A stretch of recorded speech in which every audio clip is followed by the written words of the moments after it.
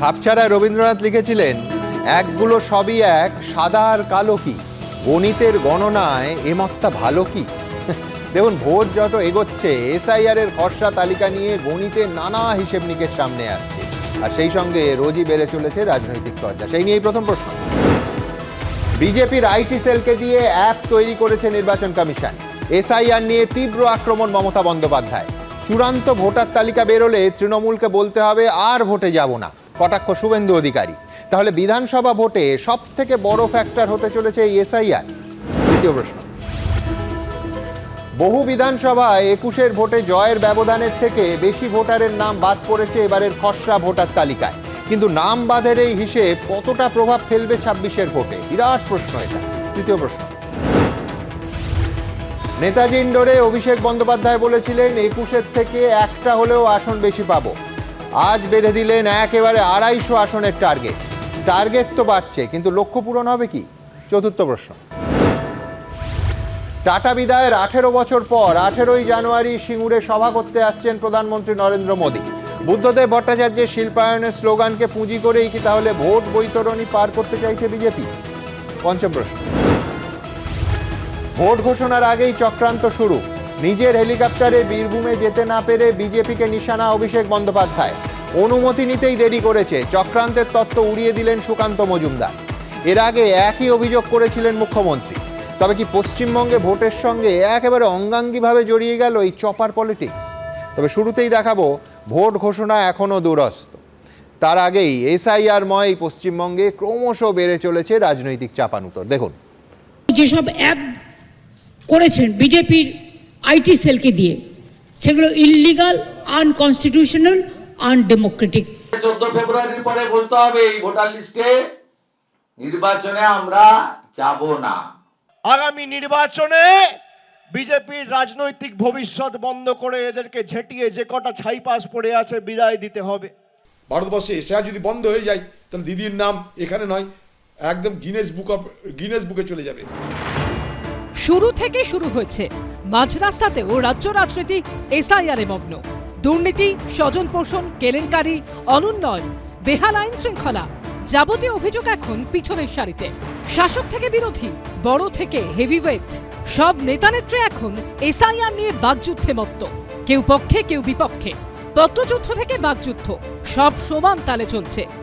যতই এসআইআর করুক আর যতই ষড়যন্ত্র করুক, তৃণমূল কংগ্রেসের আগামী দিন মানুষের দোয়া, আশীর্বাদ, ভালোবাসা নিয়ে ভোটের সংখ্যা বাড়বে, আসনের সংখ্যা বাড়বে, ভোটের শতাংশ বাড়বে। র্যাম্পে হাঁটতে হাঁটতে গুটি গুটি পায়ে তৃণমূল সরকার থেকে বিদায় নিয়ে চলে যাবে। মঙ্গলবার এসআইআর নিয়ে বিজেপিকে আক্রমণ করেন মমতা বন্দ্যোপাধ্যায়। মারাত্মক অভিযোগ তোলেন নির্বাচন কমিশনের বিরুদ্ধে।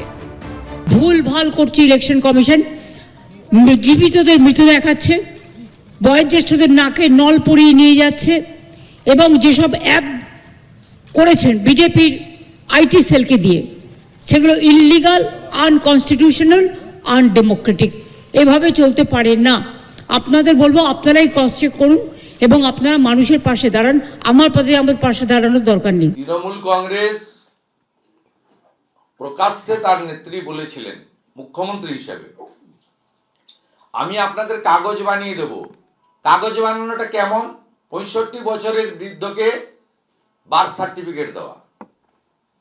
কাগজ বানানোটা কেমন? বরিশাল থেকে আসা মফিজুলকে বারাসাতের বাসিন্দা বলে ডোমিসাইল সার্টিফিকেট দেওয়া। তৃণমূল আর তৃণমূলের প্যাক করতে থাকুন, লাভ কিছু হইব না।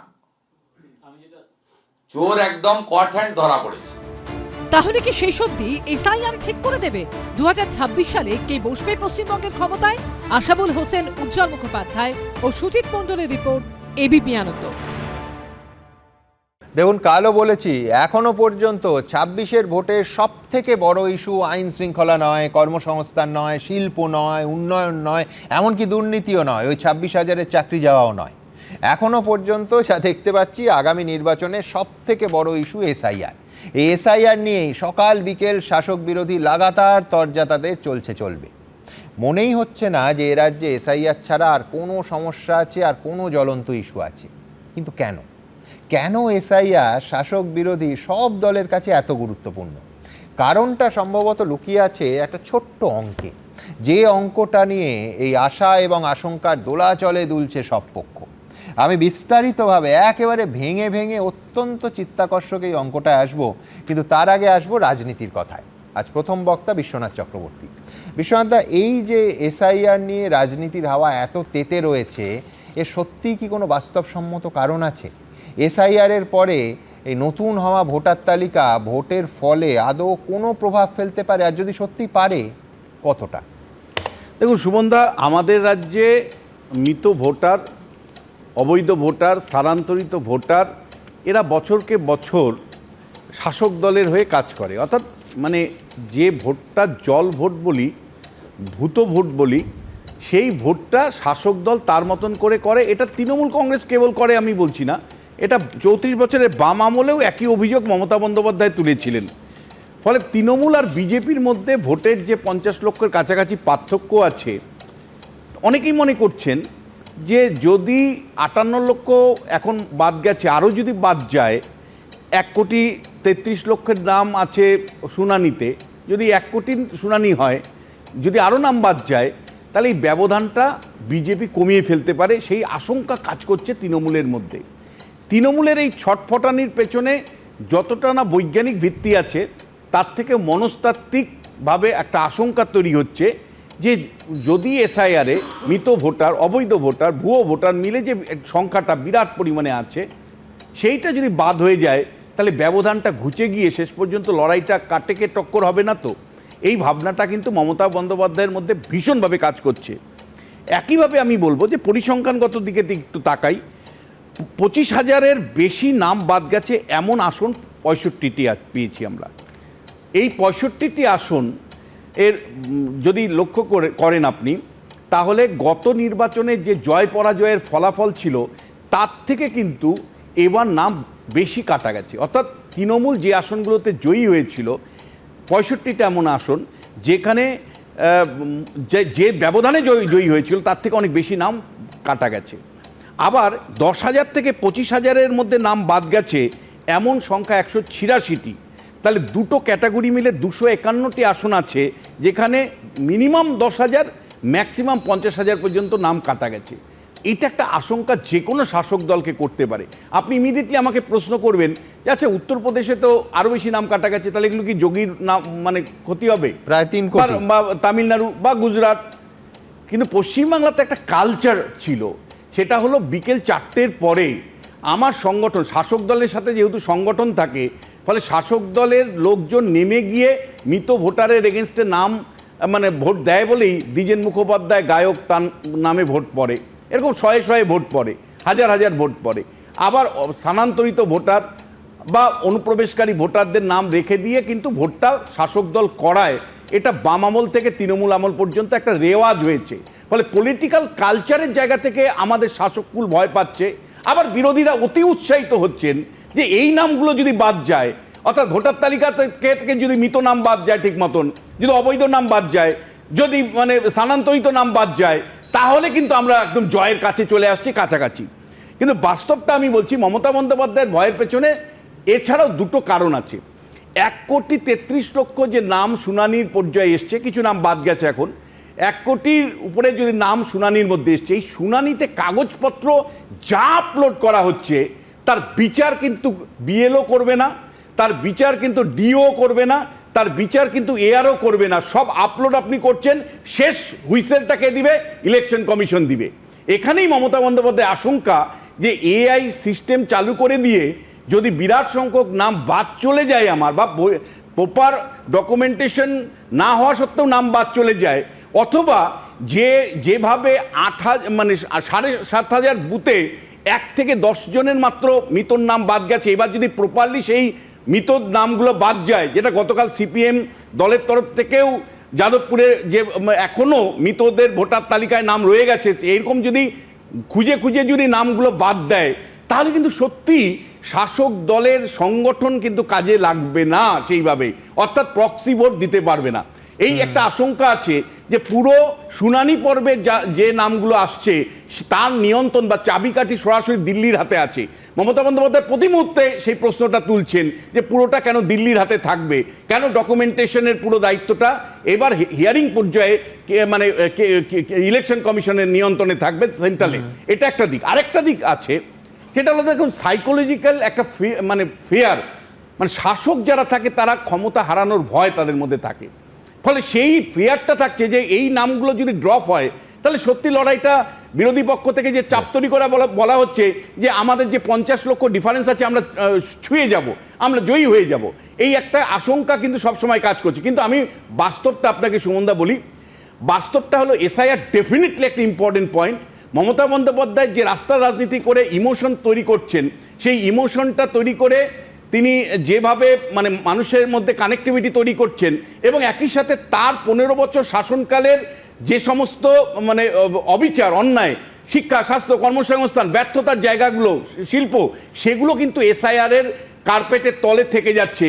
সেই কারণে মমতা বন্দ্যোপাধ্যায় প্রতি মুহূর্তে চাইছেন এসআইআরটাকে জীবিত রাখতে, এসআইআরটাকে যে কোনো মূল্যে বিতর্কের মধ্যে রাখতে, যাতে করে শাসক দলকে তার 15 বছরের পারফরমেন্স দেখাতে না হয়। এটা একটা দিক যেমন, আর উল্টো দিকে শুভেন্দু অধিকারীরা অনুপ্রবেশকারীর নাম বাদ গেছে এই ভাবনাটাকে সামনে রেখে হিন্দু ভোটের একটা পোলারাইজেশন চাইছেন।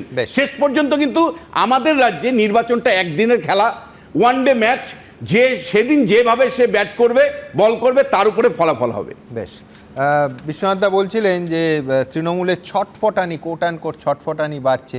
প্রদীপ্ত অবশ্য বেশি ছটফট করে না, পরের বক্তা ওই, কিন্তু ওর কাছে যাওয়ার আগে আমি এবার একটা অঙ্কে আসি। দেখুন, আমরা প্রত্যেকে জানি, অঙ্কটার একটা অংশ বিশ্বনাথদা বলেছেন, আরেকটা অংশ আমি এইবার দেখাবো। আমরা প্রত্যেকে জানি যে এসআইআরের খসড়া ভোটার তালিকায় বাদ গেছে 58 লক্ষ নাম। পরে আমি বিস্তারিত আলোচনা আসবো। এখনই বলে রাখি যে উত্তরপ্রদেশে খসড়া ভোটার তালিকা যে প্রকাশিত হয়েছে সেই রাজ্যে বাদ গেছে প্রায় 3 কোটি নাম, 2,88,00,000 ভোটারের নাম। কিন্তু কথাটা হলো, আমাদের রাজ্যে যে 58 লক্ষ নাম বাদ গেল, চূড়ান্ত তালিকা প্রকাশের পর সেই তালিকা কি পাল্টে দিতে পারে যে বিভিন্ন বিধানসভা কেন্দ্রে জয় পরাজয়ের যে ছবিটা ছিল সেই ছবিটা? খসড়া তালিকা যেটা বেরিয়েছে তার মধ্যে কোন কোন কেন্দ্রে গত নির্বাচনে জয়ের ব্যবধান থেকে বাদ যাওয়া নামের সংখ্যা বেশি, আর এইখানে লুকিয়ে আছে সেই চিত্তাকর্ষক অঙ্কটা এই অনুষ্ঠানের শুরুতে যেটার কথা বললাম। দেখুন, আমরা 58 লক্ষের ব্রেকআপ থেকে হিসেব করে দেখেছি মোট 109টায়, রিপিট 109টা বিধানসভা আসনে জয়ের ব্যবধানের থেকে খসড়া ভোটার তালিকায় বাদ যাওয়া নামের সংখ্যা বেশি। ধরুন, ছোট্ট ছোট্ট কয়েকটা উদাহরণ রাখি। রাসবিহারী কেন্দ্রে 42,519 জনের নাম বাদ পড়েছে খসড়া ভোটার তালিকায়। 2021-এর ভোটে এই রাসবিহারী কেন্দ্রে তৃণমূল প্রার্থী জিতেছিলেন 21,406টা ভোটে। আবার আসানসোল দক্ষিণে খসড়া ভোটার তালিকায় বাদ গেছে 39,202 জনের নাম। ওখানে বিজেপি প্রার্থী জিতেছিলেন 4,499টা ভোটে। এইভাবে যদি হিসেব করা যায়, দেখা যাচ্ছে তৃণমূল কংগ্রেসের জেতা 70টা আসনে এবং বিজেপির জেতা 39টা আসনে জয়ের যা ব্যবধান, তার থেকে খসড়া ভোটার তালিকায় বেশি নাম বাদ গেছে। আমি দ্রুত আবার বলছি, অত্যন্ত চিত্তাকর্ষক এই অঙ্কটা, একটু পর্দায় দেখে নিন। ক্যালেন্ডারের পাতায় 2026 চলে এসেছে, বেজে গেছে বিধানসভা ভোটের দামামা, চলছে নানা জল্পনা, নানা দাবি, তাল ঠোকাঠুকি, স্বপ্নভঙ্গের পাল্টা গুঞ্জন, আর সবটাই এসআইআর ঘিরে। কত নাম বাদ পড়বে, কোন দলের ভোটারদের নাম বাদ পড়বে, তা নিয়ে তুঙ্গে চর্চা। নোটিশ পাঠিয়ে আনম্যাপ করে দেওয়ার চক্রান্ত। যারা বাংলার মানুষকে আনম্যাপ করতে চায়, আগামী দিন সেই বিজেপির ছাইপাসগুলোকে বাংলা থেকে আনম্যাপ করে চিরতরে ঝেঁটিয়ে বিদায় দিতে হবে। এই লড়াই সেই লড়াই। মুখে মুখে যে প্রশ্নগুলো ঘুরছে তা হলো, এসআইআরের ফলে কি রাজ্য রাজনীতির ছবিটাই বদলে যেতে পারে? নাম বাদের প্রভাব পড়তে পারে বিধানসভা ভোটের ফলাফলে? হেভিওয়েট কেন্দ্রগুলোতেও জয় পরাজয়ের হিসেব পাল্টে যেতে পারে? प्रदेश की मुख्यमंत्री 3 बार बांग्लादेशी मुस्लिम घुसपैठिया रोहिंग्या को वोटर लिस्ट में रखने के लिए, एसआईआर बंद करने के लिए उन्होंने 3 बार लेटर लिखा, लेकिन एक बार भी टी गार्डन वर्कर का इस एसआईआर प्रक्रिया जो प्रोसेस चल रहा है, हियरिंग चल रहा है, उसमें ये मांग नहीं उठाया है।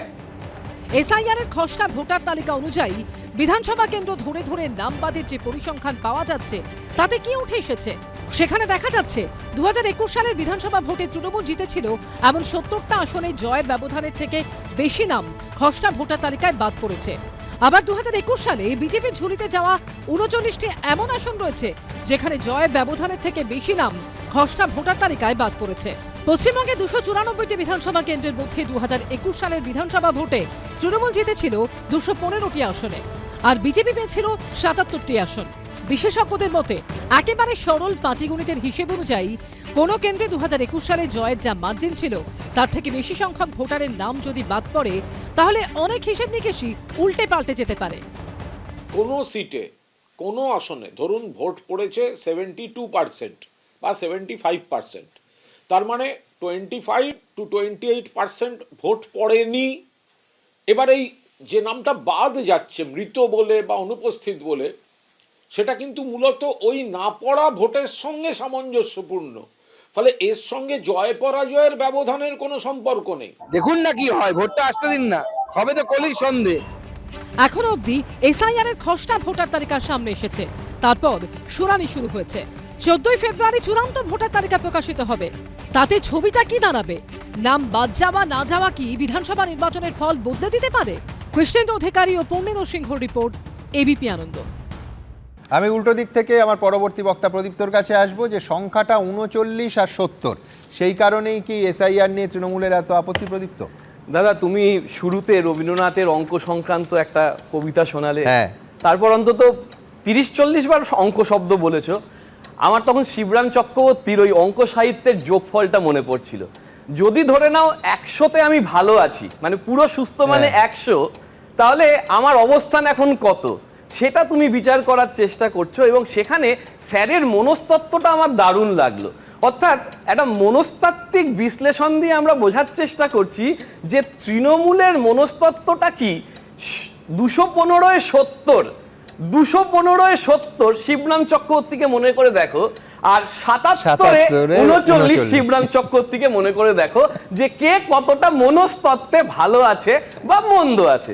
দাদা দেখো, 1,34,00,000 নাম বাদ গেছে বলে আমরা যেটা ধরছি বা শুনানি ভোটের যখন ফল বেরোবে এই দুটো অঙ্ক কোনটাই থাকবে না, কারণ ওটা মানুষ যায় দেখবে। বলে শিবরাম চক্রবর্তী শেষমেশ আমি কত ভালো আছি, ফিগার ডাজন্ট লাই, এটা তৈরি হবে। এখন ইসিআই এর কাছে তো ওসেনিক পাওয়ার আছে, আমরা দীর্ঘদিন ধরে শুনে আসছি। ইসিআই এর হাতে এত বড় পাওয়ার আছে যে ইসিআই কি কন্ট্রোল করতে পারে, সেই শেষ চাবিকাঠিটা মমতা বন্দ্যোপাধ্যায়কে দেবে, সব বুঝতে পারলাম। তাহলে দাদা 2021 সালে বা 24 সালে যে ভোটটা হয়েছিল, যে ইলেকটোরাল রোলের মাধ্যমে হয়েছিল, সেটাও তো ইসিআই এর চাবির মাধ্যমেই হয়েছিল।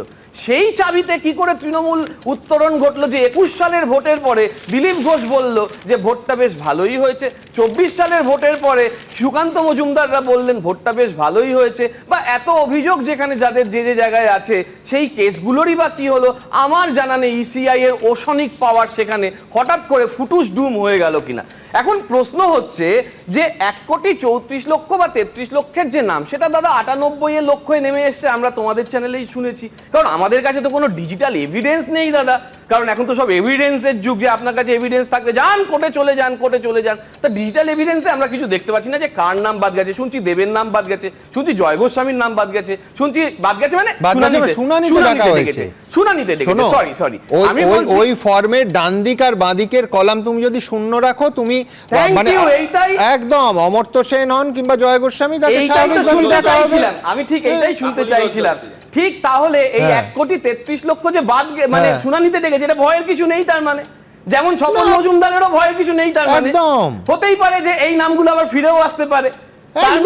তার মানেটা কি? তার মানে ইনফ্যাক্ট তোমায় জানিয়ে রাখি 2002-তেই একটা বড় অংশ ফিরে এসেছিলেন, কেন ফিরে আসবেন না? এক্স্যাক্টলি সেটাই বলছি। তাহলে যে চাবিকাঠি, যে ভয়, যে মনস্তত্ত্ব, সেটা আপেক্ষিক, সেটা টিআরপি, সেটা টিকে থাকা সমাজ মাধ্যমে, গণমাধ্যমে, মানুষের মাধ্যমে এই যে পাবলিক স্ক্রুটিনির জায়গাটা, তাহলে তৃণমূল ভয় দেখাচ্ছে কেন? তৃণমূল সব কোথায় ভয় বাদ যাবে, দেখাচ্ছে? সব বাদ যাবে। তৃণমূল হ্যাঁ। ভয় দেখাচ্ছে কোথায়? তৃণমূল ভয় দেখাচ্ছে বলে যারা অভিযোগ করছে তারা তো হ্যাঁ। বলছে 1,25,00,000 রোহিঙ্গার নাম বাদ যাবে, বাংলাদেশির নাম বাদ যাবে। তারা তো বলছে 52 জন জেলে আছে বিহারে। তুমি আরো যোগ করতে পারো যে তাদের উত্তরপ্রদেশে আজ 3 কোটি মানুষ, প্রায় 3 কোটি মানুষের নাম বাদ গেছে। 12টা রাজ্যে তুমি পার্সেন্টেজ দেখে নাও, পশ্চিমবঙ্গে তুলনামূলক কম, সেটা তোমার চ্যানেলে আমরা বারবার দেখে গেছি। দেখো 15 বছরের পারফরমেন্স নিয়েও স্যার কথা বললেন। একমাত্র তৃণমূল কংগ্রেস দল যে 15 বছরের পারফরমেন্স লিখিত আকারে গানের মাধ্যমে মানুষের কাছে বারবার পৌঁছে দিয়েছে। তাতে অনেক বিতর্ক হয়েছে, অনেক তর্ক হয়েছে, কিন্তু আমি আগেও প্রশ্ন করেছি, এখনো প্রশ্ন করছি, আমার সাংসদরা, আমার 19 জন সাংসদ, আমার 12 জন সাংসদ যারা কেন্দ্রীয় সরকারের প্রতিনিধিত্ব করেন, পশ্চিমবঙ্গ থেকে যারা জিতেছেন, তারা 5-5-10 বছর, এখন তো 5 বছর হয়নি দাদা, মাত্র 1 বছর বলতে পারি হয়েছে, তাহলে এই 5+1 আর আগের 5, এই যে 11 বছর, সেই 11 বছরে আমাদের জন্য কি কি করে দিয়েছে তার একটা তথ্যচিত্র হিসাবেও তো 100 বছরের আরএসএস যেমন আসছে, তেমন একটা তথ্যচিত্র তো আসতে পারতো আমাদের কাছে, সেটা কিন্তু আমরা আজ অব্দি পাইনি। আমরা যেমন পাইনি ওই যে 2200 বুথ মৃত ছাড়া নাম বেরিয়ে গেল, হঠাৎ করে সেটা 200 হয়ে গেল, তারপর হঠাৎ করে 10 ডিজিটের নিচে নেমে এলো, অর্থাৎ কোন স্ট্যাটিস্টিক্যাল ডেটায় কিভাবে, কোন অ্যালগোরিদমে, কোন ইসিআই এর তথ্যের ভিত্তিতে এগুলো হচ্ছে, তাও জনসমক্ষে আসেনি। আমি যেটা বলতে চাইছিলাম যে পাবলিক স্ক্রুটিনির জায়গাটা, পাবলিক স্ক্রুটিনি বলে তো একটা জায়গা হয়, পাবলিক পারসেপশনের পরে যেটা আসে, তাহলে যেটাকে স্যারেরা সোশ্যাল অডিট বলেন, তাহলে সেই পাবলিক পারসেপশন বা পাবলিক স্ক্রুটিনি সেইটা মেটানোর জন্য ইসিআই কি করেছে? আজকে আমাদের তৃণমূল কংগ্রেস দল মমতা বন্দ্যোপাধ্যায় বলার 20 ঘন্টা পরে একটা প্লিড করেছে, একটা অ্যাপিল করেছে, যে অ্যাপিলে পরপর বলে দেওয়া হয়েছে যে 50-এর বেশি উদাহরণ রয়েছে যেখানে হোয়াটসঅ্যাপ কমিশন কাজ করছে, অর্থাৎ কোনো ডাইরেক্টিভ লিখিত আকারে আসছে না, হোয়াটসঅ্যাপে আসছে। এমন ভাবে বলা হয়েছে যে ইসিআই এর আমি আলাদা করে অভিযোগে আসবো, তার আগে না আমি কতগুলো ক্লিয়ারিফাই, আমরা রাজনীতির সম্ভাবনার জায়গা থেকে বলছি, এগুলো আমাদের কাছে ফিগার এসছে, মানে এই ফিগারগুলো তৃণমূল বিজেপি কেউই অস্বীকার করতে পারবে না যে কতগুলো আসনে গতবারে জয় পরাজয়ের যে সংখ্যা তার থেকে বেশি, এটা একটা ফ্যাক্ট, ম্যাটার অফ ফ্যাক্ট। এটা দ্বিতীয় যেটা, এটা ফ্যাক্ট যে যতগুলো রাজনৈতিক দল আছে সবচেয়ে বেশি এসআইআর এর প্রতিক্রিয়া দিচ্ছে তৃণমূল রাস্তায় নেমে। কেন দিচ্ছে এটা তো একটা আলোচনার বিষয়। দুটো আমরা সম্ভাবনা বলছি, একটা হলো যে এই ঘটনাগুলোর প্রেক্ষিতে, অর্থাৎ এই ফিগারগুলোর প্রেক্ষিতে তাদের একটা অতিরিক্ত মানে তৎপরতা আছে। যখন মমতা বন্দ্যোপাধ্যায় বলেন একটি নামও বাদ যাবে না, যখন এসআইআর এর বিরোধিতা করেন, তখন আমাদের মনে হয় যে নিশ্চয়ই তাহলে মৃত ভোটারদের নাম বাদ দিতে চাইছেন না, নিশ্চয়ই তাহলে অবৈধ ভোটারদের নাম বাদ দিতে চাইছেন, অনুপ্রবেশ নামকারীদের ভোটারদের নাম বাদ দিতে চাইছেন না, পুরনো ভোটারদেরকে রেখে দিয়ে ভোট করতে চাইছেন। আর না হলে আরেকটা সম্ভাবনা যেটা আমি বারবার বলছি, যে মমতা বন্দ্যোপাধ্যায় এসআইআর এর রাজনীতিটাকে সামনে রেখে একটা ইমোশন চার্জ করতে চাইছেন, যাতে করে তাকে এই 15 বছরে কেন শিক্ষাতে অব্যবস্থা, কেন স্বাস্থ্যে অব্যবস্থা, কেন মানে বেকারদের চাকরি দিতে পারলো না বা শিল্পায়ন ঘটলো না, সেটাকে আড়াল করতে চাইছেন এসআইআর কে সামনে রেখে। সেটা তো বিরোধীদের কাজ, সেটা তো বিরোধীদের কাজ নয় কি? তাহলে বিরোধীরা, আমরা গণতন্ত্রে বিরোধীদের ভয়েসটা কি তো আসল ভয়েস বলি, তাহলে বিরোধীরা সেটা করতে ব্যর্থ বলতে হবে। মমতা বন্দ্যোপাধ্যায় এত বেশি পাওয়ারফুল হয়ে যাচ্ছেন যে বিরোধীরা সেখানে তুমি বলতে পারো, কিন্তু যে সরকার ক্ষমতায় আছে 15 বছর ধরে 3টে টার্মে, আমি বলছি তাদেরও তো একটা দায়বদ্ধতা আছে যে সমস্ত কাজগুলো সামনে আসা। কথা বলি, উত্তরদায়িত্বটা আমাদের, রেসপন্সিভনেস আমাদের সবথেকে বড় জায়গা। আমরা বলিনি ফেব্রিকেটেড কোশ্চেন, যেটা কলকাতায় অমিত শাহ করে গেলেন, ফেব্রিকেটেড কোশ্চেন হো রা হয়, আমরা সব বলবো না, আমরা উত্তর দেবো, ভুল থাকলে শোধরাবো, আমরা নতুন ভাবে আরো উন্নতর দিকে পৌঁছানোর চেষ্টা করব, এটা আমাদের ক্লিয়ার মোটো। কিন্তু আমরা তথ্যগুলো দিয়ে বলতে পারি যে কেন, স্যার যেটা বললেন, আমাদের আজকে যদি যে অ্যাপিলটা করা হয়েছে ডেরেক ওব্রায়ানের মাধ্যমে, সেইগুলো যদি দেখো যে কেন আমরা এই যে প্রক্রিয়ার, একমাত্র পশ্চিমবঙ্গের তরফ থেকে তৃণমূল কংগ্রেস একমাত্র দল যারা এই ধরনের অ্যাপিলটা করলো, যে প্রক্রিয়ার বিরোধিতা করলো। অন্যান্য রাজ্যে যে দুটি কেস হয়েছে, হয় উৎসবের জন্য হয়েছে অথবা ভোটের জন্য হয়েছে, কিন্তু আমরা প্রক্রিয়া নিয়ে প্রশ্ন করেছি এবং সেই প্রক্রিয়ার প্রত্যেকটা আমি পরপর পয়েন্ট করে বলতে পারি। আমি সজলের কাছে আসবো, কিন্তু তার আগে দ্রুত একবার দেখাবো যে অঙ্কটায় ছিলাম তার যদি আরেকটু মাইক্রো লেভেলে যাই, তাহলে যেটা দেখতে পাচ্ছি সেটা হচ্ছে হেভিওয়েট কেন্দ্রগুলোতে কোথায় কোথায় ফিগার ঠিক কি বলছে। আবার বলছি, এটা খসড়া ভোটার তালিকা, শুনানির পরে চূড়ান্ত ভোটার তালিকা বেরোবে, এই অঙ্ক অনেক পাল্টাবে, কিন্তু এখনো অবধি এই উত্তেজনা, এই উষ্মা এবং এই আত্মসন্তুষ্টির তিনটের আদৌ কোনো কারণ আছে কি? দেখুন তো, পশ্চিমবঙ্গে এসআইআর এর খসড়া ভোটার তালিকায় বাদ গেছে 58 লক্ষের বেশি নাম। কিন্তু বিধানসভা কেন্দ্র ধরে এই নামবাদের হিসেব করতে গিয়ে সামনে আসছে অনেক নতুন তথ্য। সূত্রের খবর, অনেক জায়গাতেই দেখা যাচ্ছে 2021 সালের বিধানসভা ভোটে সেই কেন্দ্রের জয়ের মার্জিন যত ছিল, খসড়া ভোটার তালিকায় তার থেকে বেশি সংখ্যক নাম বাদ পড়েছে। এই তালিকায় রয়েছে অনেক হাই প্রোফাইল বিধানসভা কেন্দ্র। 2021 সালের বিধানসভা নির্বাচনে ভবানীপুর কেন্দ্রে 28,719 ভোটে জিতেছিল তৃণমূল। সূত্রের খবর, এসআইআর এর খসড়া তালিকায় মমতা বন্দ্যোপাধ্যায়ের ভবানীপুর কেন্দ্রে বাদ পড়েছে 44,787 জনের নাম। এবার নজর রাখা যাক শুভেন্দু অধিকারীর বিধানসভা কেন্দ্র নন্দীগ্রামের দিকে। 2021 সালে নন্দীগ্রাম কেন্দ্রে 1,956 ভোটে জিতেছিলেন শুভেন্দু অধিকারী। সূত্রের খবর, এসআইআর এর খসড়া তালিকায় নন্দীগ্রাম কেন্দ্রে বাদ পড়েছে 10,599 জনের নাম। কলকাতার আরও একাধিক হাই প্রোফাইল কেন্দ্রে দেখা যাচ্ছে এমনই ছবি। 2021 সালে চৌরঙ্গী কেন্দ্রে 45,344 ভোটে জিতেছিলেন তৃণমূল প্রার্থী নয়না বন্দ্যোপাধ্যায়। সূত্রের খবর, এসআইআর এর খসড়া তালিকায় চৌরঙ্গী কেন্দ্রে বাদ পড়েছে 74,553 জনের নাম। 2021 সালে রাসবিহারী কেন্দ্রে 21,406 ভোটে জিতেছিলেন তৃণমূল প্রার্থী দেবাশিস কুমার। সূত্রের খবর, এসআইআর এর খসড়া তালিকায় রাসবিহারী কেন্দ্রে বাদ পড়েছে 42,519 জনের নাম। 2021 সালে শ্যামপুকুর কেন্দ্রে 22,520 ভোটে জেতেন তৃণমূলের শশী পাজা। সূত্রের খবর, এসআইআর এর খসড়া তালিকায় শ্যামপুকুর কেন্দ্রে বাদ পড়েছে 42,303 জনের নাম। 2021 সালে যাদবপুর কেন্দ্রে 38,869 ভোটে জেতেন তৃণমূলের দেবব্রত মজুমদার। সূত্রের খবর, এসআইআর এর খসড়া তালিকায় যাদবপুরে বাদ পড়েছে 54,184 জনের নাম। তৃণমূল কংগ্রেস বারবার বলেছে বৈধ ভোটার বাদ গেলে 58 লক্ষ তো মৃত্যু, তো জানা কথা বাদ যাবে। 2021 সালে বিজেপির জেতা একাধিক আসনেও এমন ছবি উঠে এসেছে। 2021 সালে কোচবিহার উত্তরে 14,615 ভোটে জিতেছিলেন বিজেপি প্রার্থী সুকুমার রায়। সূত্রের খবর, এসআইআর এর খসড়া তালিকায় এই কেন্দ্রে বাদ পড়েছে 14,652 জনের নাম। 2021 সালে ফালাকাটা কেন্দ্রে 3,990 ভোটে জিতেছিলেন বিজেপি প্রার্থী দীপক বর্মন। সূত্রের খবর, এসআইআর এর খসড়া তালিকায় এই কেন্দ্রে বাদ পড়েছে 14,883 জনের নাম। 2021 সালে বাগদা কেন্দ্রে 9,792 ভোটে জেতেন বিজেপির প্রার্থী বিশ্বজিৎ দাস।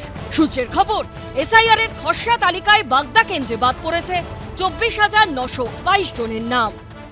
ভারতীয় জনতা পার্টি আপনাকে গণতান্ত্রিক ভাবে এখান থেকে বিদায় দিবে, আপনার রিটায়ারমেন্ট হবে, আর 26-এই আপনি প্রাক্তন মুখ্যমন্ত্রী হচ্ছেন, সেই গ্যারান্টি ভারতীয় জনতা পার্টি দিচ্ছে। Trinamool bye bye. সরল পাটিগণিতের হিসেবে জয়ের মার্জিনের থেকে বেশি নাম বাদ গেলে অনেক হিসেব উল্টে যেতে পারে। তবে ভোটের অঙ্ক অন্যরকম হয়, কাজ করে বহু ফ্যাক্টর। আর 5 বছর তো অনেক দীর্ঘ সময়, তাই শেষ অবধি এই হেভিওয়েট কেন্দ্রগুলোতে ভোটের ফল এবার কি হয় তা জানতে অপেক্ষা করতে হবে আরও কয়েকটা মাস। উজ্জ্বল মুখোপাধ্যায়, কৃষ্ণেন্দু অধিকারী ও পূর্ণেন্দু সিংহের রিপোর্ট, এবিপি আনন্দ। দেখুন, প্রদীপ্ত যখন বলছিল আমি 2002-তে শেষ এসআইআর এর পরে সমস্ত সংবাদপত্রে দেখছিলাম তৃণমূল নেতারা বলছিলেন যে এসআইআর এর চূড়ান্ত তালিকায় যেহেতু 28 লক্ষ নাম বাদ গেছে, তাই বামফ্রন্টের ভরাডুবি হবেই। অথচ কার্যক্ষেত্রে তারপরে 2004 সালের লোকসভা ভোটে বামফ্রন্ট পায় 35টা আসন, আর 2006-এ সেই 235টা আসনের রেকর্ড। বিহারে এসআইআরে আমরা দেখলাম শাসক ক্ষমতায় ফিরে এলো। সুতরাং সজলরা কি এসআইআরকে কিছুটা প্রাপ্যের অতিরিক্ত গুরুত্ব দিচ্ছে, প্রশ্ন উঠবেই। সজল বলছে, আপনি যতই মমতাদিকে শান্ত হওয়ার বার্তা দেন, যতই আপনি বোঝাতে চান যে এতে তুমি মারা যাবে না রাজনৈতিকভাবে, তিনি এটা মানছেন না। এটা নিশ্চয়ই আপনারা মানবেন যে তিনি রাজনীতিতে প্রাজ্ঞ রাজনীতিটা বোঝেন, উনি প্যারাশুটে করে নামেননি। আমি প্রশ্ন করতে চাই, প্রদীপ্ত যে কথাটা বলে গেল ভালো কথা, যে এসআইআর হচ্ছে হোক, আমাদের কি যায় আসে, কিন্তু এই কথাটাই যদি ওদের নেত্রী বা ওদের নেতারা বলতে পারতো তাহলে তো খুশি হতাম। আজকে 3 কোটি মানুষের নাম বাদ গেছে উত্তরপ্রদেশে, তাদের ভোট বোধহয় 26-এর পরে 27-এ হবে। সেখানে তো যোগী ছটপট করছেন না। আপনি যেমন দেখালেন শুভেন্দুবাবু 1956, এই শব্দটা শুনলে এবার লাফিয়ে ওঠে, সেখানে প্রায় 10,000-এর ওপর নাম বাদ গেছে। একদম। তাহলে তো শুভেন্দুবাবু সুপ্রিম কোর্টে যাচ্ছেন না। শুভেন্দুবাবু এসআইআর শব্দটা বাদ দিয়ে অন্য কিছু নিয়ে আলোচনা করছেন না, এসআইআর নিয়ে বলছেন। কেন বলছেন? তার কারণটা হচ্ছে, দেখুন কুণালবাবু যেটা বললেন, বাবু বলে ভদ্রতা করলাম, যে মানে যা নাম বাদ গেছে সব মৃত, কিন্তু এই মৃত ভোটাররাই তো তৃণমূলের মৃত সঞ্জীবনী সুধা। এই মৃত ভোটাররাই তো তৃণমূলকে বাঁচিয়ে রেখেছে। কি যেন একজন গায়কের নাম এক্ষুনি, দ্বিজেন মুখোপাধ্যায়। তো তারাই তো এসে নির্বাচনে ভোট দিয়ে যান, প্রত্যেকবার প্ল্যানচেট করে তাদের নির্বাচনের আগে নামায়। এখন নির্বাচন কমিশন তাদের তর্পণ করে পিণ্ডদান করে দিচ্ছে, অফিসিয়ালি আর নামতে পারবে না। আমার বক্তব্য হচ্ছে যে আবার আমি প্রথম প্রশ্নে ব্যাক করব, তুমি কি প্রাপ্যের অতিরিক্ত গুরুত্ব দিচ্ছ এসআইআর কে? মানে এই দুধ আর জল আলাদা হলেই তোমরা জিতে যাবে? না, একদমই এটা ভাবছি না, একদমই এটা ভাবছি না। বিশ্বনাথ দার সাথে আমি এক ফোঁটা সহমত নয় যে এসআইআর ইমোশন ক্রিয়েট করছেন। করুন না, এসআইআর ইমোশন ক্রিয়েট করুন। এসআইআর হয়ে যাওয়ার পর 2 মাস লাগবে ভোট হতে, 1.5 মাস লাগবে ভোট হতে, তখন আর এসআইআর শব্দটা থাকবে না। তখন আবার ওই 26,000-এ ফিরে যাবে। 26,000 চাকরি যাওয়া অভয়াদের কান্না যদি ইমোশন না হতে পারে, তাহলে আমি বিশ্বাস করি না এসআইআর কখনো ইমোশন হতে পারে। এসআইআর পশ্চিমবঙ্গে এই মুহূর্তের সাবজেক্ট হতে পারে, কিন্তু এখানে একটা ইস্যুকে ঢাকা দেওয়া হয় আরেকটা ইস্যু দিয়ে। আপনারা আজকে যেটা নিয়ে আলোচনা করেন, পরের দিন সেটাকে একদম আর্কাইভে পাঠিয়ে দেন, হ্যাঁ, যেটা নিয়ে আর আমরা আলোচনাই করি না, আমরা অন্য সাবজেক্টে ঢুকে পড়ি। প্রত্যেক দিনের একটা নতুন নতুন চর্চার বিষয় থাকে। আমার বক্তব্য হচ্ছে যে এই মুহূর্তে আমরা নিশ্চয়ই এসআইআর নিয়ে বলছি। এসআইআরটা ওদের কোথায় ক্ষতিগ্রস্ত করবে এটা আপনারা জানেন যে আগে কলতানরা এটা করতে পারতো, যে ফলস ভোট তো বিরোধীরা দিতে পারে না, এটা তো সর্বত্র সর্বজন বিদিত। এই ফলস ভোট সেটা 1 হোক 100 হোক, সেই জায়গা থেকে ওরা কিছুটা হলেও বঞ্চিত হবে। এবার যদি ফলস ভোট দেয়, তাহলে মানুষ বুথের বাইরে দাঁড়িয়ে বলতে শুরু করবে যে আমার ভোটটা পড়ে গেছে, আমার ভোটটা পড়ে গেছে, যেটা ইদানিংকালে দেখা যায় না সায়েন্টিফিক রিগিং এর মাধ্যম দিয়ে, যেটা সিপিএম শিখিয়েছিল। আমার বক্তব্য হচ্ছে, দেখুন, এসআইআরটা মেন উদ্দেশ্য নয়। যদি এসআইআরে কোনো সমস্যা না থাকতো, তাহলে এসআইআর নিয়ে উনি সুপ্রিম কোর্টে গিয়ে আবার নিজে প্লিট করে লোক হাসাবেন নতুন করে সুপ্রিম কোর্টে, সেটা করতেন না। আসল যেটা এই যে একটা প্রক্রিয়া শুরু হয়ে গেছে, এটা বুঝতে পারছেন যে কবে নির্বাচন হবে আমরা জানি না, কিন্তু কোথায় কত ফোর্স ডিপ্লয়মেন্ট হবে এই নিয়ে যখন আলোচনা শুরু হয়েছে, তখনই ওদের বুক ধরাস ধরাস করছে, তখনই ওরা কাঁপছে। আমার বক্তব্য হচ্ছে ইউপিতে 3 কোটি ভোট বাদ গেছে, আপনি দেখছেন যোগী এদিক ওদিক ছুটে বেড়াচ্ছে, সভা সমিতি করছে না তো, সে তার মতন প্রশাসনিক কাজকর্মে ব্যস্ত আছে। কিন্তু মমতা ব্যানার্জি আজকে এই র্যাম্পে হাঁটছে, কালকে ওইখানে দৌড়চ্ছে, এখানে ঘেঁচু ওখানে কচু এইসব করে বেড়াচ্ছে। এটা কেন? কারণ এটা রাতের ঘুম কেড়ে নিয়েছে। যেখানে সংখ্যালঘু অধ্যুষিত বা সংখ্যালঘুরা যেসব কেন্দ্রে সংখ্যাগুরু, সেখানে ভোট হয় 100%, 95%, 98%-এর নিচে ভোট হয় না। সেই জায়গাগুলোয় মৃতরা 100% ভোট দেয়। এই যে ব্যবধান, এগুলো চূড়ান্তভাবে কমে যাবে। হ্যাঁ, তুমি তোমার তথ্য অনুযায়ী বলতে পারো এর না একার এই জন্য যে তুমি হিন্দু মুসলমান আসন ভাগ করে কি দিয়েছো, দু একটা দর্শকদের আমি তোমার চ্যালেঞ্জ করছি, দর্শকদের সামনে রাখো না। আবারও বলছি যে সংখ্যালঘু এলাকায় 100% ভোট এবং সেই 100%-এর মধ্যে 100% মৃত যারা, তারা ভোট দিয়েছে, এই তথ্য তোমায় কোথায় পেলে দেখাও। আপনি সহজে অঙ্কটা, আপনাকে এতক্ষণ অঙ্ক বলছিলেন, আমি আর তোমার অঙ্কের থেকে বলো যে এটা আমার তথ্য, এটা আমার তথ্য নয়, এটা কিসের তথ্য? আমি আপনাকে প্রমাণ করে দিচ্ছি যে আপনি বলছেন, ধরুন আজকে আমার চৌরঙ্গি কেন্দ্রে 74,000 নাম বাদ গেছে, তার মধ্যে সংখ্যালঘু বেল্টে একটা বিরাট অংশের নাম বাদ গেছে, যারা এখন অব্দি বাদ গেছে, যারা মৃত অথবা যারা লেফট অথবা যারা ডবল এন্ট্রি। এই ওইখানকার যদি আপনি ভোটটা দেখেন, তাহলে দেখবেন এই মৃত বা চলে যাওয়া ভোটাররা তারা সবাই ভোট দিয়েছে। এই ভোটটা পুরো লস, এই ভোটটা ওরা প্রথম কথা, তথ্যের সব থেকে বড় যেটা হচ্ছে সেটা হচ্ছে যে নামগুলো বাদ পড়েছে সেই নাম তোমার কাছে যদি থাকে, সেই নাম তো চূড়ান্ত তালিকাই হয়নি, তুমি কি করে ধরে নিচ্ছ? 1 নম্বর। 2 হচ্ছে তুমি যেটা বলছো যে এই সমস্ত মৃত ভোটাররা বা অনুপস্থিত ভোটাররা সবাই ভোট দিয়েছিল। আমার প্রশ্ন হচ্ছে, মেন প্রশ্ন, গত নির্বাচনগুলোতে ধরো লোকসভা নির্বাচন কমিশন কি ঘুমোচ্ছিল? কেন্দ্রীয় বাহিনী কি ঘুমোচ্ছিল? তুমি যে কথাটা বলছো তার মধ্যে আমায় ধরে নিতে হবে যে ভোটই হয়নি 2024-এ। নরেন্দ্র মোদীর তো পদত্যাগ করা উচিত। আপনার সাথে আমি এই জায়গায় একমত, নির্বাচন কমিশন এখনকার মতন তখন জেগেছিল না। আজ অব্দি যে জেগে থাকতে দেখছি ততটা জেগে ছিল না। আমি আবারও আপনাকে বোঝাচ্ছি, ধরুন একটি বিশেষ কেন্দ্রে 62 নম্বর ওয়ার্ড কলকাতা শহরে, সেখানে যদি 100 ভোটার থাকে, 90টা ভোটার সেখানে দেখা যাচ্ছে ভোট দিয়েছে। আর এখন খসড়া নিয়েই পুরো আলোচনা, এখন দেখা যাচ্ছে যে সেখান থেকে 40% বা 30% নাম বাদ পড়েছে। তাহলে যদি দেখা যায় 30% নাম বাদ পড়েছে, মানে 70 জন জীবিত বা এক্সিস্টিং ভোটার, তার মানে দেখা যাচ্ছে এই 20 জন বা 25 জন লোক তারা ওখানে ভোট দিয়েছে। আমার খুব একটা কৌতূহলের প্রশ্ন আছে বিশ্বনাথ দা, নির্বাচন কমিশন কি এরম কোনো তথ্য আছে বা তারা রেখে দিয়েছে, রাখা উচিত, কিন্তু যে একটা সংখ্যালঘু অঞ্চলে যে সংখ্যালঘুরা ভোট দিয়েছিল তাদের মধ্যে এতজন জীবিত আসলে ছিল না, তারা মৃত, তারা ভোট দিয়ে গেছিল এইভাবে। কিন্তু আমি বলছি বুথ ভিত্তিক কলকাতা এবং তার সারাউন্ডিং এলাকায় আমরা পর্যবেক্ষণ করে দেখেছি, একটা মানে ও যেমন মানে শুধু মুসলিম ভোটটা বাদ গেছে এটাকে স্ট্রেস দিতে চাইছে। আমি বলছি দুটো শ্রেণীর চোখে আমার পড়েছে। একটা হলো যে অবাঙ্গালি ভোটার, যাদেরকে আমরা বিহার উত্তরপ্রদেশ থেকে এসছে, তা এসআইআরটা যেহেতু বিহারে আগে হয়ে গেছিল, নামটা ওরা ওখানে তুলে ফেলেছে, এবার যেহেতু চেকের ব্যবস্থা ছিল, ফলে এই পশ্চিমবাংলায় নাম উঠায়নি। এরা কিন্তু ডবল ভোটার ছিল, ডবল এন্ট্রি ছিল। এই সংখ্যাটা কিন্তু বিরাট কলকাতা শহরের, ফলে এই লসটা কিন্তু অ্যাকচুয়ালি বিজেপির লস হবে। দ্বিতীয় যেটা, সেটা হলো এটা ঠিক যে শিল্প কলকারখানায় কাজের অভাবে বহু মানুষ স্থায়ীভাবে অন্য রাজ্যে চলে গেছে। এদেরও মানে এদেরকে পরিযায়ী শ্রমিক বলি, যাই শব্দ দিয়ে বলি, এরাও কিন্তু এবার নির্বাচন এখানে নাম লেখায়নি, ভোটার তালিকায় নাম লেখায়নি। তার মানে একদিকে অবাঙ্গালিরা বিহারে এসআইআর আগে হওয়ার জন্য নাম ওখানে লেখানোর ফলে এখানে দ্বিতীয়বার নাম লেখানোর সুযোগ পায়নি। আর দ্বিতীয় যেটা, সেটা হলো যে শিল্প কলকারখানা না থাকার জন্য পরিযায়ী শ্রমিকরা অন্য রাজ্যে চলে গেছে, স্থায়ীভাবে এখানে নেই, ফলে ভোটার তালিকা এবার এখানে।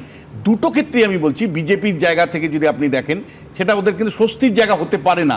আর তৃতীয় যেটা বলবো, ওর কাছে নিশ্চয়ই তথ্য আছে, 99টা মুসলিম সংখ্যাগরিষ্ঠ মানে কেন্দ্রে, মানে সংখ্যাগরিষ্ঠ শব্দ বলবো না, 25% উপরে মুসলিমরা আছে, এরকম 99টা বিধানসভা কেন্দ্রে, যেখানে ড্রপ আউটের রেট মানে ভোটার তালিকা কমেছে 5% মাত্র, 5%। আবার বারবার রিপিট করছি 5%। ফলে যে মুসলিম ভোটটা তৃণমূলের কোর ভোট ব্যাংক, সেটা তো তৃণমূল রক্ষা করেছে। এবং আমি বারবার আপনাকে বলেছি এই স্টুডিওতে যে এন্টার এসআইআর এর মেশিনারিটা হলো শাসক দলের, অর্থাৎ এই ইলেকশন কমিশন বলে আলাদা তো পশ্চিমবাংলা কিছু নেই, এখানে সিও পর্যন্ত মমতা বন্দ্যোপাধ্যায়ের অফিসার। ফলে এই এন্টার মমতা বন্দ্যোপাধ্যায়ের প্রশাসন নিয়ে যে এসআইআর হয়েছে, সেই এসআইআর এর তৃণমূল কংগ্রেস তার মতন করে এসআইআরটা করতে পেরেছে, যেটা নিয়ে আমি বারবার আক্ষেপ করেছি যে একটা বিশুদ্ধ ভোটার তালিকা হলো না পশ্চিমবাংলায়। ফলে এটাকে মানে বিজেপি কিন্তু অনুধাবনই করতে পারছে না, বিজেপি কেবল তার জায়গা থেকে সুবিধাজনক জায়গাগুলোকে তুলে ধরছে। আমি বলছি বিশুদ্ধ ভোটার তালিকা হলো না, স্যারের একটা ভিডিও আমি খুব ভাইরাল দেখেছি, এটা কি এসআইআর হয়েছে না আমার মাথা হয়েছে? তাহলে এত বড় অভিযোগ ইলেকশন কমিশন আজ অব্দি কোনো ব্যবস্থাপনা করতে পারলো না, তার মানে দুটো হতে পারে। এক, স্যার যেটা বলেছেন সেটা ওরা বলেছেন, বলতেই পারেন টিভিতে, কোনো গুরুত্ব তার নেই। আমি বলছি আমাদের বিরুদ্ধে এই অভিযোগ আসে দাদা, সেম অভিযোগ আসে, তখন কিন্তু আমি কোনো কথা শুনতে পাই না। কিন্তু নির্বাচন কমিশনে কি বলা উচিত ছিল যে কোনো বিশ্লেষক বলতে পারবে না, আমি খুব কাজ করেছি, মাথা ভেঙে দেব। আমি কি বলছি তাহলে এটা যে ভুল একটা বিবৃতি তো আসতে, কারণ দাদা এবিপি আনন্দের মতন চ্যানেল, যেটা পশ্চিমবঙ্গে, আমি বলছি জাতীয় নির্বাচন কমিশন যদি কোন বক্তা কবে কি বললেন তার রিঅ্যাক্ট করা শুরু করে, বিশ্বাস করো আমরা রাজ্যপালের বিরুদ্ধে যদি কিছু বলতে চাই, জ্ঞানেশ কুমার তার চেয়ারে 2 মিনিটও থাকতে পারবেন না, উন্মাদ হয়ে যাবে, সাংবিধানিক দিল্লি থেকে রাঁচিতে চলে আসতে হবে। তাহলে রাজ্যপাল কেন স্যারকে শোকজ করেছিল বা জাতীয় কিছু করেছিল একটা সময় কি, মানে একটা ঘটনা এরকম ঘটনা তো হয়েছিল কিনা, মানে আমি মিথ্যা কথা না, ঠিক আছে, রাজনৈতিক বিশ্লেষক নামে বলার জন্য স্পিকারের নামে বলার জন্য কিছু এসেছিল, কোন স্পিকারের নামে বলার জন্য কিছু এসেছিল কি? নাম ধরে মিথ্যা কথা বলবে না, হ্যাঁ কিনা? স্পিকারের নামে কিছু বলার জন্য এইটাই প্রশ্ন রাখলাম। আমি স্পিকার নিয়ে বললাম, তুমি আমারটা উল্টো করো, রাজ্যপাল আমারটা উল্টো করো, আমারটা উল্টো করো, স্পিকারটা উল্টো করো, না স্পিকারটা ওদের দলে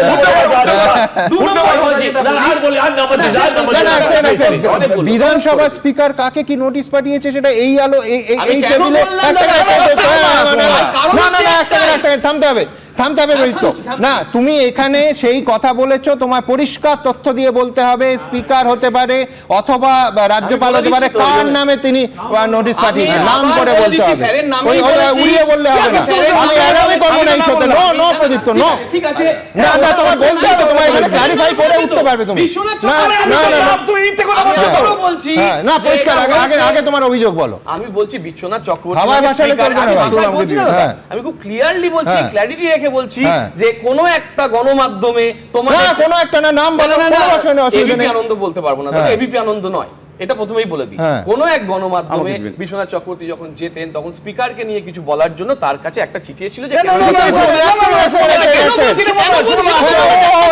দিতেই পারেন এটার বিধানসভা স্পিকার এইখানে যারা গেস্ট আসেন না তাদের আমি দুজনকে অন্তত চিনি, তাদের নামে নোটিশ পাঠিয়েছে। আমাকে দিতে হবে, সেটা তার প্রেরোগেটিভ, বিধানসভার প্রেরোগেটিভ। না, হ্যাঁ, এইভাবে আমি বলছি আমার সম্মানিত অতিথিদের নাম না বলে বা নাম বলে একেবারে সরাসরি এই অভিযোগ তোমার পুরো নামে বলতে হবে যে বিশ্বনাথ, এক সেকেন্ড, ওর বক্তব্য বিশ্বনাথ চক্রবর্তীকে স্পিকার নোটিশ পাঠিয়েছে। এটা প্রদীপ্ত মুখার্জির ডাহা মিথ্যা। এই তৃণমূল কংগ্রেস এই ধরনের মিথ্যে কথা বলতে পারে? আমাকে এই ধরনের কোনো চিঠি আগের দিন আপনি এক ছাত্র ব্যাপারে বলেছিলেন, সেই ছাত্রকে সম্মানীয় স্পিকার দিতেই পারেন, তার কোনো, আচ্ছা আপনাকে দেননি, কিন্তু এটা কিভাবে বিষয় হচ্ছে? একই ভাই, এক সেকেন্ড কথা, একই ভাই তোমার আইপ্যাক ফাইপ্যাক লিখে থেকে দেয়? এটা আমি নিজে বলছি। তুমি না, তোমায় বলতে হবে যে এই অনুষ্ঠানে তুমি না তুমি বলেছো যে না তুমি বলেছো, প্রথমে বলেছো যে রাজ্যপালের কথা। রাজ্যপাল কাকে কি দিয়েছে তোমায় এক্ষুনি বলতে হবে। এই রিপিট আমি দর্শকদের বলছি, প্রদীপ্ত মুখোপাধ্যায় যা বলেছে এই রিপিটে আপনারা দেখে নেবেন, আমি এক ফোঁটাও এডিট করব না। হ্যাঁ, কি হয়েছে আবার শুনবো। একটা উদ্ধৃতিতে যদি কারুর, মানে আমি শোয়ের কথা বলছি, এবং কোন ব্যক্তির যদি কোন আবেগে আঘাত লাগে, তুমি ভুল তথ্য দিয়েছো। আমি ভুল তথ্য একটা জায়গায় দিই স্পিকারের। না স্পিকার কেন? তুমি তো বললে রাজ্যপালটা দিয়ে শুরু করলে। এরকম অনেক কিছু দাদা ভুল হয়। রাজ্যপালকে নিয়ে বলছো অন এয়ার লাইভ যাচ্ছে। স্যার ক্ষমা চাইছি, কিন্তু স্যারকেও ক্ষমা চাইতে হবে একটা বিষয়। তোমার সাথে ছিল না, সেখানে আমি আর সজলদা ছিলাম।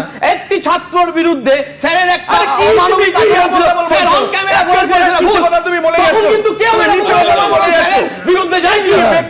এখনো বলছি, সেটা স্যারের এখনো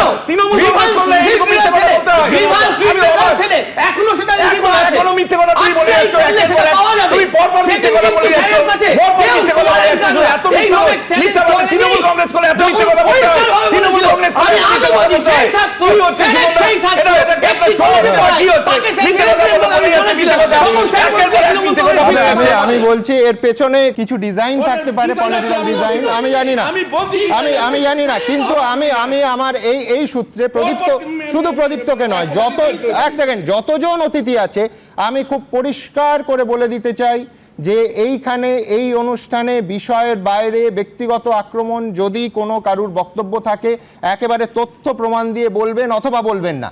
এই দুটোর মাঝখানে প্রথমে নাম বলে এই রাজ্যের সম্মানীয় রাজ্যপাল সম্পর্কে কথা বলে তারপরে সেখান থেকে উইথড্র, মাননীয় স্পিকারের কোনো বিষয়ে কাউকে, বিশ্বনাথ চক্রবর্তী বলছেন কোনো চিঠি দেননি, তিনি চিঠি দিতেই পারেন, বিশ্বনাথ চক্রবর্তীকে দেননি, কিন্তু আমি দুজন অতিথিকে চিনি, রাজনৈতিক দলের দুই প্রতিনিধি, তাদের স্পিকার চিঠি দিয়েছেন, সো হোয়াট?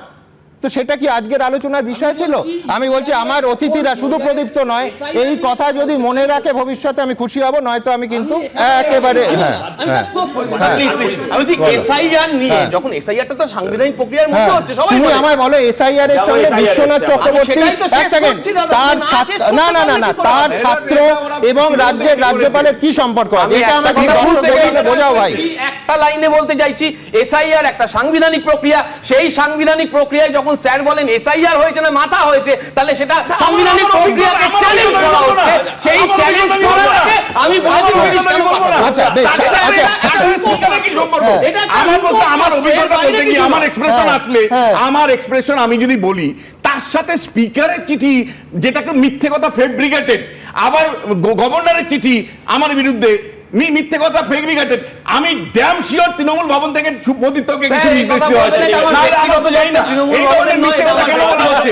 আমাকে আচ্ছা আমি আচ্ছা বেশ দেখুন, আমি আর এই অপ্রয়োজনীয় অকারণ বিষয়ে একটি সেকেন্ডও নষ্ট করতে যাব না। শুধু একটা হালকা রসিকতা সবার জন্য করে দিচ্ছি, সেটা হচ্ছে যেহেতু এসআইআর সাংবিধানিক বিষয়, সেহেতু এই সাংবিধানিক বিষয়ে সাংবিধানিক প্রধান রাজ্যপাল এবং আরেক সম্মানীয় সাংবিধানিক পদের অধিকারী বিধানসভা স্পিকার, তারা কি করে হলেন এরপরে সংবিধানকে, আম্বেদকর নিয়েও কেউ কথা বলবেন কিনা আমি জানি না, যেহেতু সংবিধানের অধীনস্থ যে সংস্থা আছে, যে ব্যক্তি আছে, যে সম্মানীয় চেয়ারগুলো আছে, সবাইকে ডেকে আনুন এবং আরও অপমান করুন। দয়া করে এই রাস্তায় হাঁটবেন না। আমি এইখান থেকে আমার পরের প্রতিবেদন দেখুন। আপনারা কি জানতে চান? আপনারা এই অলিক কুনাট্য রঙ্গের বাইরে গিয়ে নিশ্চয়ই জানতে চান যে পরের 26-এর বিধানসভা ভোটটা ঠিক কবে হচ্ছে এবং ক দফায় হচ্ছে। না, এর কোনো স্পষ্ট উত্তর, আবার বলছি, যেহেতু সিদ্ধান্তটা ওই একটা সাংবিধানিক সংস্থা নেবে, আমরা তো বলতে পারি না। কিন্তু আপনি যদি গত এক সপ্তাহের ঘটনাবলী লক্ষ্য করেন এবং একটু খোঁজখবর নেন, তাহলে দেখবেন যে এটা নিয়ে একটা তীব্র জল্পনা শুরু হয়েছে। কি জল্পনা? এক হচ্ছে বিধানসভা ভোট কি এগিয়ে আসছে, তার কারণ অমিত শাহ তার প্রেস কনফারেন্সে একটা শব্দবন্ধ ব্যবহার করেছেন। তার থেকেও বড় কথা যে দফা, ক দফায়, সাধারণভাবে আমাদের রাজ্যে 7-8 দফায় ভোট অবধি আমরা দেখেছি, যদিও তার কারণ নিয়ে প্রচুর বিতর্ক আছে। আদৌ কি পশ্চিমবঙ্গে অত দফা দরকার? এবার শোনা যাচ্ছে দফার সংখ্যা আরও কমতে পারে। আমি দ্রুত এই অত্যন্ত গুরুত্বপূর্ণ প্রতিবেদনটা দিয়ে আপনাদের এবং আপনাদের মনোসংযোগকে একেবারে মূল বিষয় ফেরাতে চাইছি। আমার পরের প্রতিবেদন। 15ই এপ্রিল অর্থাৎ পয়লা বৈশাখ, বাংলা ক্যালেন্ডারে বছরের প্রথম দিন। তার আগেই কি পশ্চিমবঙ্গে নতুন সরকার গঠন হয়ে যাবে? এগিয়ে আসতে চলেছে এবারের বিধানসভা ভোট। बीजेपी सरकार का संकल्प 15 अप्रैल 2026 के बाद जब भाजपा सरकार बनेगी, बंग गौरव, बंग संस्कृति, उसके पुनर्जागरण की हम फिर से शुरुआत करेंगे। সম্প্রতি কলকাতায় অমিত শাহের এই মন্তব্য ঘিরে এখন জল্পনা তুঙ্গে। বর্তমানে রাজ্যে এসআইআর প্রক্রিয়ার শুনানি পর্ব চলছে।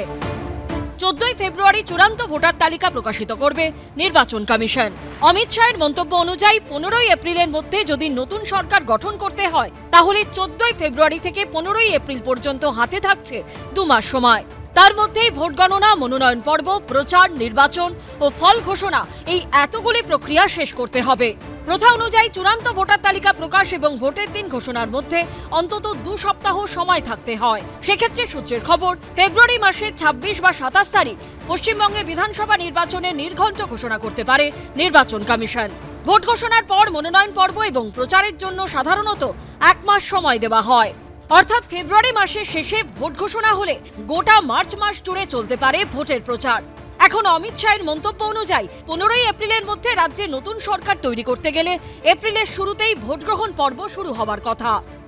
এক দফায় যদি নির্বাচন হয় আমরা তার জন্য তৈরি, নির্বাচন যদি 3 দফায় হয় আমরা তার জন্যও তৈরি, নির্বাচন যদি 2 দফায় হয় আমরা তার জন্যও তৈরি। যখন কম দফায় দরকার ছিল, ভালো করে ভাবুন, 2021 চারপাশে কোভিড, করোনা, জোর করে পশ্চিমবঙ্গে 8 দফায় ভোট দিল। আমরা বারবার বলেছিলাম যে এত দফা করবেন না, সংক্রমণ হবে, শুনলো না, করোনা চাপিয়ে দিল। তখন 8 দফায়, আর এখন শোনা যাচ্ছে নাকি সেটা কম করার চেষ্টা। বিশেষজ্ঞরা বলছেন 15ই এপ্রিলের মধ্যে ভোটের ফল ঘোষণা করতে হলে এবার 7-8 দফায় ভোট করানো কার্যত অসম্ভব। সেক্ষেত্রে সূত্রের খবর 3 থেকে 4 দফায় ভোট গ্রহণ হতে পারে। এপ্রিলের শুরুতে ভোট গ্রহণ শুরু করলে তা শেষ করতে হবে 12ই এপ্রিলের মধ্যে। আমরা চাইবো দফা নয়, আমরা চাইবো মানুষ ভোট দেবার অধিকার পাক এবং নির্ভয় ভোট দিক। পশ্চিমবঙ্গে পঞ্চায়েত নির্বাচন, মিউনিসিপ্যালিটি নির্বাচন তো হয় না, লুট হয়। সমবায় নির্বাচন লুট হয়ে যায়।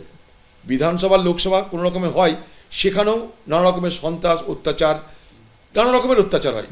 তাই বাংলায় আমরা সবাই চাইবো, মানে আমাদের মতো দলের লোকরা, যে বাংলার মানুষ নিশ্চিন্তে, নির্ভয়ে, নির্বিঘ্নে ভোট দিতে পারে। বিশেষজ্ঞদের মতে কত দফায় ভোট হবে তার উপরেই নির্ভর করবে কত কোম্পানি কেন্দ্রীয় বাহিনী প্রয়োজন হবে। এই প্রেক্ষাপটে সোমবার দিল্লিতে বৈঠকে বসে নির্বাচন কমিশন। সূত্রের খবর, সেখানে পশ্চিমবঙ্গ পুলিশের নোডাল অফিসার আনন্দ কুমার জানিয়ে দেন, ভোটের জন্য 35,000 রাজ্য পুলিশ দেওয়া যাবে। সূত্রের খবর, 8ই জানুয়ারি পশ্চিমবঙ্গের মুখ্য নির্বাচনী আধিকারিক সহ কয়েকটি রাজ্যের সিইওকে নিয়ে ফের বৈঠক করবেন মুখ্য নির্বাচন কমিশনার জ্ঞানেশ কুমার। অন্যদিকে কেন্দ্রীয় বাহিনী নিয়ে এদিন গুরুত্বপূর্ণ দাবি করেছেন দিলীপ ঘোষ। এই যে 50-60 লক্ষ ভোট বেশি, সেটা হচ্ছে ওই 1 কোটি ভুতুড়ে ভোটারদের থেকে ভোটটা পড়ে যায়, তাই আমরা জিতেও হেরে যাই। এবারে কিন্তু তা হবে না। দরকার হলে কেন্দ্রীয় বাহিনী ভোটের রুমের মধ্যে থাকবে, বুথের ভিতরে থাকবে, ভুয়ো ভোটার ঢুকবে না, ফলস ভোট চলবে না। সেন্ট্রাল ফোর্সের গল্প কাদের শোনাচ্ছে?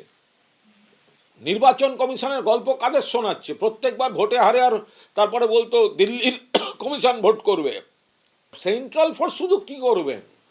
আরে রাষ্ট্রসংঘের বাহিনী আনুন মশাই, তারপরেও চতুর্থবারের জন্য মমতা বন্দ্যোপাধ্যায় মুখ্যমন্ত্রী হবেন। 2021-এ 8 দফায় ভোট গ্রহণ হয়েছিল পশ্চিমবঙ্গে। সর্বোচ্চ 1071 কোম্পানি কেন্দ্রীয় বাহিনী পাঠিয়েছিল নির্বাচন কমিশন। এবার কি হবে? দীপক ঘোষ, রুমা পাল ও সুজিত মণ্ডলের রিপোর্ট, এবিপি আনন্দ, কলকাতা। দেখুন, একটা কেন্দ্রের ভোটার তালিকায় কত শতাংশ মৃত ভোটার থাকতে পারে? আপনি যদি এসআইআর এর খসড়া ভোটার তালিকাটা মন দিয়ে দেখেন, বিশ্বাস করুন শিউরে উঠবেন। বুঝবেন যে কোন ম্যাজিকে ভোটের দিন দুপুরবেলা মৃত্যুর পরেও দ্বিজেনবাবুরা বুথে এসে নিজেদের ভোটটা দিয়ে যেতেন। ছোট্ট ছোট্ট কয়েকটা উদাহরণ দিই। দেখুন, ভাঙড় কেন্দ্রে যত নাম বাদ পড়েছে তার 50% মানে অর্ধেকই মৃত ভোটার। ভাবতে পারেন, অর্ধেকই মৃত ভোটার। মেদিনীপুর কেন্দ্রে যত নাম বাদ পড়েছে তার 51%ই হচ্ছে মৃত ভোটার। উলুবেড়িয়া উত্তর কেন্দ্রে যত নাম বাদ পড়েছে তার মধ্যে 52%ই মৃত ভোটার। আবার ধনেখালিতে যত নাম বাদ গেছে তার 53% মৃত ভোটার। অর্থাৎ সুজন চক্রবর্তীরা যে নির্বাচন কমিশনের কাছে ডেপুটেশন দিয়ে দাবি করতেন যে যাদবপুর বা অন্যান্য জায়গায় প্রতি বুথে অন্তত 100 জন ভুয়ো ভোটার আছে, এসআইআরের এই খসড়া তালিকা অনুযায়ী ভুয়ো ভোটার তার থেকে অনেক অনেক বেশি। আমি জানি না আমার পরের বক্তা কলতান কি বলল। আমার ছোটবেলায় আমার মা আমাকে বলতেন যে ল্যাম্পপোস্টে পেতনি থাকে, তাড়াতাড়ি রাতে ঘুমিয়ে পড়তে হবে। আমি এখন আমার মেয়েকে বোধহয় বলবো যে ল্যাম্পপোস্টে ভুয়ো ভোটার আছে, তাড়াতাড়ি ঘুমিয়ে পড়ো, নাহলে আসবে আর ভোট দিয়ে চলে যাবে। সুজন চক্রবর্তী সহ অন্যান্য নেতারা ওখানে গিয়ে দেখিয়েছে যে ল্যাম্পপোস্টে এত এত এত ভোটের নাম আছে, গত 4-5 বছরে সেই নাম বাদ গেল না। কেন গেল না সেই প্রশ্নের উত্তর নির্বাচন কমিশন দিতে পারছেন না, কারণ আমরা জানি তৃণমূলের চাপে। তৃণমূল মুখপাত্র বললেন কিন্তু এই রাস্তাটা অরিজিনালি বামফ্রন্টের দেখানো। এই ঠিক লাইনটা দুপুর 12টার পর বহু এলাকায় আই রিপিট গিয়ে নিজের ভোটটা নিজে দেওয়া মুশকিল হতো। এই ঠিক লাইনটা আজকের 1 ঘন্টা তো ওরও নিশ্চয়ই মনে আছে নন্দরানী দল। তাই বাড়তি সময় দেবো কলতান। এই কথাটা আজকের গোটা আলোচনায় 3 বার এসছে এবং আমি মনে করি, আমার রাজনৈতিক দলও তাই মনে করেন, যে এইটা আসলে তৃণমূলকে খানিকটা বাড়তি স্পেস করে দেওয়া, যে ও সিপিএম যা করতো তৃণমূলও তাই করে, তার থেকে একটু বেশি কিছু না। আমি বলছি সিপিআইএম যা করতো তৃণমূল তার থেকে অনেক অনেক বেশি করে। এটা আমি যদি আরেকটু বাড়তি সময় পাই তার হচ্ছে যে ব্যাখ্যা করে দিতে পারি। কিন্তু কথাটা হচ্ছে যে আমাদের তৃণমূল মুখপাত্র টিভিতে আমি খানিক আগে শুনলাম যে 1 বছরে এত মানুষ মারা গেছেন, 58 লক্ষ মানুষ 1 বছরে মারা গেছেন। এইটা মানে পৃথিবীর কোনো হিসাবে আসতে পারে। তাহলে গত কয়েক বছর ধরে টানা এই নাম রেখে দেওয়ার জন্য তৃণমূলের এত ব্যস্ততা কেন? আমি একদম হাতে গরম বলছি, তৃণমূল কি প্যানিকে আছে? 2 দিন আগে পাড়ায় পাড়ায় শীত পড়ে যে ক্রিকেট টুর্নামেন্ট হচ্ছে, কাউন্সিলর এসছেন একটা পাড়ায় ক্রিকেট টুর্নামেন্টে, উঠে বলছেন যে রাজনীতির কথা তো বলবো না, কিন্তু এসআইআর নিয়ে 2টো কথা আমাকে বলতেই হবে। ক্রিকেটের 4 হবে না 6 হবে না, কোন প্লেয়ার কোথায় খেলবে, তার বদলে ওইখানে আলোচনা হয়ে গেল এসআইআর নিয়ে। কেন? কারণ এই এসআইআর হোক কি না হোক সেইটা নিয়ে তৃণমূলের একরকম ভাবনা ছিল, বিজেপির একরকম ভাবনা ছিল। বিজেপির ভাবনা কেন ছিল বলছি, এসআইআর পশ্চিমবঙ্গে শুরু হবে তার আগে বিজেপির নেতারা রোহিঙ্গা অনুপ্রবেশকারীর একটা টার্গেট বেঁধে দিয়েছিলেন যে একটা 1.5 কোটি ইত্যাদি, এবং মমতা বন্দ্যোপাধ্যায় পরে ওটা এডিট হয়েছে যে যোগ্য নাম থাকুক, কিন্তু শুরুতে তো বলা হয়েছিল কোনো নাম বাদ যাবে না। তাহলে এই 0 আর 1.5 কোটির মাঝখানে পড়ে গেলেন যে সাধারণ মানুষ, তিনি মতুয়াও হতে পারেন, তিনি সংখ্যালঘু হতে পারেন, রাজবংশী হতে পারেন, ওবিসি হতে পারেন, ইত্যাদি যা খুশি হতে পারেন, বিএলওরাও হতে পারেন, তার মাঝখানে পড়ে গেলেন। ওখানে জেলে আছে তাহলে এখানেও জেলে দেব। এই যে একটা আতঙ্ক তৈরি হয়ে গেল, তখন বাদবাকি সব তো পিছনে চলে গেল, ওইটা চলে গেলো সামনে। যেরকম আপনি বলছিলেন যে কাজ, শিক্ষা, এটা ওটা ডিবেট হবে না। এই যে মাননীয় সাংসদ র্যাম্পে হাঁটছেন, যে এলাকা দিয়ে র্যাম্পে হেঁটেছেন গত 1 বছর 25টা চা বাগান বন্ধ হয়েছে ওই এলাকায়। আমার সাথে থাকা দুজন রাজনৈতিক দলের প্রতিনিধি, দুজনেই দুটো সরকার চালাচ্ছেন, যারা ওই চা বাগান চলবে কি চলবে না তার যে একটা কমিটি হয়, তাতে কেন্দ্র সরকার, রাজ্য সরকারের প্রতিনিধি আছেন। আমার দুই রাজনৈতিক এখানে যারা বিশ্লেষক আছেন তারা দুজনেই দুটো সরকারের প্রতিনিধি। তাদের চা বাগান বন্ধ, চা বাগান খোলা নিয়ে আপনি গত কয়েকদিনে কোনো আলোচনা শোনেননি, কারণ এসআইআর গোটা আলোচনাটাকে পিছিয়ে দিয়েছে, বা ওই রাজনৈতিক দল খুশি হয়েছে যে এসআইআরটা থাক, বন্ধ চা বাগান নিয়ে কোনো আলোচনার দরকার নেই। কলতান শুনবই বা কেন? প্রত্যেক ভোট এলে সবকটা রাজনৈতিক দল বলে চা বাগান খুলে দেবো, বন্ধ চা বাগান খুলে দেবো, বন্ধ চা বাগান খোলে না। দুর্ভাগ্য। আমিও এই দুর্ভাগ্যের কথাটাতেই যেতে চাইছি, যে কখনো মন্দির মসজিদ হবে, কখনো এসআইআর ইত্যাদি। এসআইআর এর মধ্যে যে ষড়যন্ত্র ইত্যাদি হচ্ছিল, এসআইআর এর মধ্যে দিয়ে যে আতঙ্ক তৈরি করার চেষ্টা হচ্ছিল, সে তো দিনের আলোর মতো স্পষ্ট। এসআইআর এর সময় নাম উঠে যাবে এই ভাবনায়, এই আশা তৈরি করে টাকা নেওয়া হয়েছে সার্টিফিকেটের জন্য। মানে আমার নাম ভোটার তালিকায় থাকবে কি থাকবে না, আমি নাগরিক হব কি হব না, তার জন্য টাকা নেওয়া হয়েছে একটি সংগঠনের পক্ষ থেকে যে সার্টিফিকেট দেওয়া হবে। অথচ মানুষ দেখছেন ওই সার্টিফিকেটটা তার ওই এসআইআর প্রক্রিয়ায় কোনো কাজে লাগছে না। এটা একটা সমস্যা তৈরির জায়গা তো বটেই। আমি বলছি এই সমস্যায় মানুষকে পড়তে হলো কেন? এই রিপিট, এটা আমি আগের দিনও বলেছিলাম। আমি ভোট দিয়ে নির্বাচিত করেছি আমার নেতাকে, সাংসদকে, তিনি মন্ত্রী হয়েছেন, ক্যাবিনেটে ঢুকেছেন, ডিসিশন করছেন যে আমি অবৈধ। আচ্ছা, উনি বৈধ থাকবেন কি করে যদি আমি অবৈধ হই? আমার ভোট পেয়ে গেছেন নেতা ক্যাবিনেটে ডিসিশন করতে, তিনি কি করে বৈধ থাকবেন?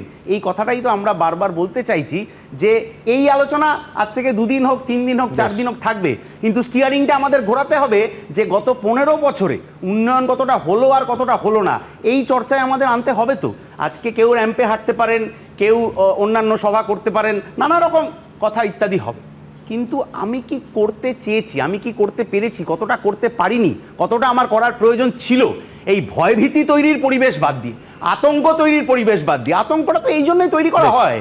আমি খালি এই 10 সেকেন্ড বলবো, আতঙ্কটা এই জন্যই তৈরি করা হয় যে অধিকার নেবে না, আমি যতটুকু দিচ্ছি ততটুকু নিয়ে বেঁচে থাকবে। তুমি ওই জায়গাটা যেতে পারবে না যদি আমি যতটুকু দিচ্ছি ততটুকু নিয়ে খুশিতে না থাকো। সেই জন্যই বলা হয় যে আমি সব করে দিলাম। না, প্রদীপ্তকে আর দয়া করে দেবেন না। কেন? এক্ষুনি দেবো। যেটা আপনি দেখুন, আমি প্রথমেই ওর হয়ে দর্শকদের কাছে এবং বিশেষ করে রাজ্যপাল স্পিকারের কাছে আবেদন করবো যাতে ওকে আবার একটা শোকজ লেটার না পাঠিয়ে দেয় যে আমার নামে মিথ্যে কথা বলছে। তো আমি সেটা আবেদন করব। আমার বক্তব্য হচ্ছে, কলতান খুব সুন্দর বলেছে যে দুটো সরকার চালায় ওর বাদিকে যারা বসে আছে, ঠিকই। আর ও যে বলছে ও 35 বছর সরকার চালিয়ে নাকি 50,000 কলকারখানা বন্ধ করে দিয়েছে।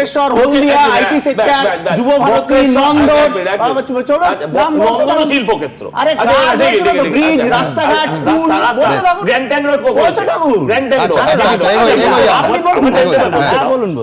ও বলল যে অবৈধ ভোটারের ভোটে যারা নির্বাচিত হয়েছে সেই সরকারও অবৈধ, বা সেই মন্ত্রীরা, এমপিরা অবৈধ। আমার বক্তব্য 2002 সালে, আমিও প্রশ্ন করছি, 2002 সালে যারা যে 28 লাখ মানুষের ভোট বাদ গেছিল, তাহলে 2002 সালের যে সরকার ছিল সেটাও অবৈধ ভোটার। তারা তো বক্তৃতা করেনি দাদা যে 1.5 কোটি নাম বাদ যাবে ইত্যাদি বলে ভয় তৈরি করে। আমার যেটা বক্তব্য ছিল, সজল, আমি এখানে না বলে পাচ্ছি না, ঠিক যে প্রশ্নটা তুমি করলে না, ঠিক সেই দাবিটা মমতা বন্দ্যোপাধ্যায় 2002 সালে তুলেছিলেন যে এই এতজন নাম যেহেতু বাদ গেছে সেহেতু সরকারটাকে ফেলে দিতে হবে, বাম সরকারটা ফেলে দিতে হবে, যে দাবিটা আজকে আবারও ওরা এই যে সেটিং এ চলে গেল। এইটা করে করে ওরা চায় মমতা ব্যানার্জিকে জেতাতে নিজেদের আমি তোমার সঙ্গে কিচ্ছু বলিনি। আমার যেটা বলার বক্তব্য হচ্ছে, ওদের সময় একটা স্লোগান চালু হয়েছিল, নিজের ভোট নিজে দিন, সকাল সকাল ভোট দিন। মানে দুর্ভাগ্যের বিষয়, তৃণমূল এখনো সেই স্লোগানটা দেয়, যে সকাল সকাল ভোট দিন, নিজের ভোট নিজে দিন। মানে এই যে মানসিকতা, আমার বক্তব্য হচ্ছে এসআইআর এর নাম বাদ যাক বা না যাক, দফা রফা তৃণমূলের হবে, সে 2 দফায় হোক, 1 দফায় হোক, 3 দফায় হোক, কেউ এই তৃণমূলকে বাঁচাতে পারবে না। এসআইআর আপনাকে সুস্থ ভোটের রাস্তা দেখাবে, আর তৃণমূলকে হারাবে 26,000 চাকরি খাওয়া। দিদির নেতৃত্বে 2026 সালে আবার সরকার আসবে, সেই সরকারের কাছে ক্ষমা তুমি চাবে হয়তো, জানি না। আমি আবার বলছি, দেখো এই যে 12টি বিধানসভা, 77টি বিধানসভা, 12টি লোকসভা, এখানে কারা ভোট দিয়েছে দ্বিজেন মুখোপাধ্যায় আমি জানি না, এখানে তো বিজেপি জিতেছে, তাহলে এখানে কারা ভোট দিল? আরে ওখানে বিজেপি মুখোপাধ্যায়রা কম ছিল সংখ্যায়। সুমন দা, তুমি দুটো রাজ্যের কথা বললে, এসআইআর এর পরে তারা জিতে গেছে, সরকার জিতেছে দুটো, একটা পশ্চিমবঙ্গ 2002 সালের কনটেক্সটে, একটা বিহার 2024 এর কনটেক্সটে। কিন্তু এটা আমরা মিস করে গেলাম, 2004 এর পরে বিজেপি সরকার হেরে গেছে এসআইআর এর পরে, সেটা কিন্তু বিজেপি হেরেছে। আর এই বিজেপি আজকে যেভাবে মানুষকে আমি আঙুল তুলে দাঁড়িয়েছিলাম, আমি বলছি যেভাবে মানুষকে লাইনে দাঁড় করাচ্ছে না, যে প্রক্রিয়াগত ত্রুটির জন্য, যেটা নিয়ে আমরা আজকে কেস করেছি, আপিল করেছি, সেই প্রক্রিয়াগুলোর ত্রুটির জন্য মানুষকে হয়রানির জবাব 2026 সালে ওরা পাবে। দেখুন, আমার একটা সহজ প্রশ্ন সজলকে থাকবে, সেটা হচ্ছে আমি যদি শুধু উত্তরপ্রদেশের ফিগারের ডিটেলসটা এসছে সজল, পশ্চিমবঙ্গে এখনো পর্যন্ত বাদ গেছে খসড়া ভোটার তালিকায় 58,17,000। উত্তরপ্রদেশে এখনো পর্যন্ত আপনাদের বললাম খসড়া ভোটার তালিকা আজকেই প্রকাশিত হয়েছে 2,89,00,000, এবং মৃত পশ্চিমবঙ্গে 24,19,000, আর উত্তরপ্রদেশে মৃত 46,23,000। নিখোঁজ এবং স্থানান্তরিত পার্মানেন্টলি শিফটেড পশ্চিমবঙ্গের ক্ষেত্রে 32 লক্ষ এবং উত্তরপ্রদেশের ক্ষেত্রে 2,17,00,000। একাধিক জায়গায় নাম মাল্টিপল এন্ট্রি, সেইখানে ডাবল এন্ট্রি বা মাল্টিপল এন্ট্রি, সেখানে পশ্চিমবঙ্গ 1,37,000 নাম বাদ গেছে খসড়া ভোটার তালিকায়, উত্তরপ্রদেশে বাদ গেছে 25,47,000 নাম। আমি বলছি তোমরা মানে যোগী আদিত্যনাথের তো পদত্যাগ করা উচিত। তার মানে শুধু যোগী আদিত্যনাথের নয়, যারা এর আগে উত্তরপ্রদেশের এই তালিকা তৈরি করেছেন, নির্বাচন কমিশনের সেই আধিকারিকদেরও একই সঙ্গে পদত্যাগ করা উচিত। তুমি আমায় তুমি এক সেকেন্ড, তুমি আমায় বলো যে প্রায় 50 লক্ষ নাম মৃত, মানে এটা তো নিশ্চয়ই 1 বছরের মধ্যে হয়নি, অথচ এই কন্টিনিউয়াস প্রসেসে প্রায় 3 কোটি লোকের নাম বাদ গেল। আপনাকে বলি, বাংলার জনসংখ্যার থেকে উত্তরপ্রদেশের জনসংখ্যাটাও ডবল, ভারতবর্ষের সবথেকে বড় রাজ্য, ইস্যু তো তাই নয়। তো জনসংখ্যা যদি ডবল হয়, সংখ্যা বিচারে এটাও ডবল হওয়ার কথা স্বাভাবিক। এটা তো 4 ডবল দেখছি। না, হ্যাঁ 4 ডবল, কিন্তু ওখানে তো যোগী আদিত্যনাথকে আপনি লাপাতে দেখছেন না, চটপট করতে দেখছেন না। এখানে আজকে কালকে ওখানে মাইক নিয়ে এ প্রান্ত থেকে ও প্রান্ত রবীন্দ্রনাথ, তারপর ওই কি রামকৃষ্ণ, তার সঙ্গে পরমহংস কি সব করে ফেললেন, হ্যাঁ এগুলো তো করতে দেখছেন না। আমি একটাই দেখেছি, যোগী আদিত্যনাথকে গতকাল প্রধানমন্ত্রীর সঙ্গে বৈঠক করতে দেখেছি। রোজই দেখবেন এটা কোট আনকোট লাফানোর মধ্যে পড়ে কিনা আমি জানি না। উত্তরপ্রদেশের উন্নয়নের জন্য ডবল ইঞ্জিনের সরকার, দুটো ইঞ্জিন এক জায়গায় বসে আলোচনা করছে। আরে এটা বড় মুশকিল, এটা তো প্রয়োজন। 50 বছর এই যে পশ্চিমবঙ্গের অন্ধ কেন্দ্র বিরোধিতা, তারা আজকে আমাদেরকে এই জায়গায় এনে দাঁড় করিয়ে দেয়। আজকে ওখানে এই যে ঠিক আছে, দাঁড়াও না, তোমরা একদিনে 14টা স্পর্শকে পুড়িয়ে ফেলছো। পিটিয়ে মারা খারাপ, পুড়িয়ে মারা ভালো, এগুলো নয়। আরে সাইবারি তো ভালোই নয়। সরকার কি করলো? আরে ভাই, ডবল ইঞ্জিন ছিল 3 ট্রিলিয়ন সরকার চলছে। আমি আসছি, এত বড় অর্থনীতি 3 ট্রিলিয়ন হলে আবার আমার সব গুলিয়ে যায়। কিন্তু এইখান থেকে উত্তরপ্রদেশের যে ছবিটা আমি পরের প্রতিবেদনে দেখাবো, তারপর অত্যন্ত গুরুত্বপূর্ণ একটা রাজনৈতিক খবরে আসব, যে রাজনৈতিক খবর মালদাতে প্রধানমন্ত্রীর সভা অবধি আপনারা প্রত্যেকে জানেন। সিঙ্গুরের মাটিতে দাঁড়িয়ে তার পরের দিন দেশের প্রধানমন্ত্রী নির্বাচনী সভা করবেন। আমি আসবো সেই খবরে, কিন্তু তার আগে উত্তরপ্রদেশের ছবিটা দেখে নিই এক ঝলকে।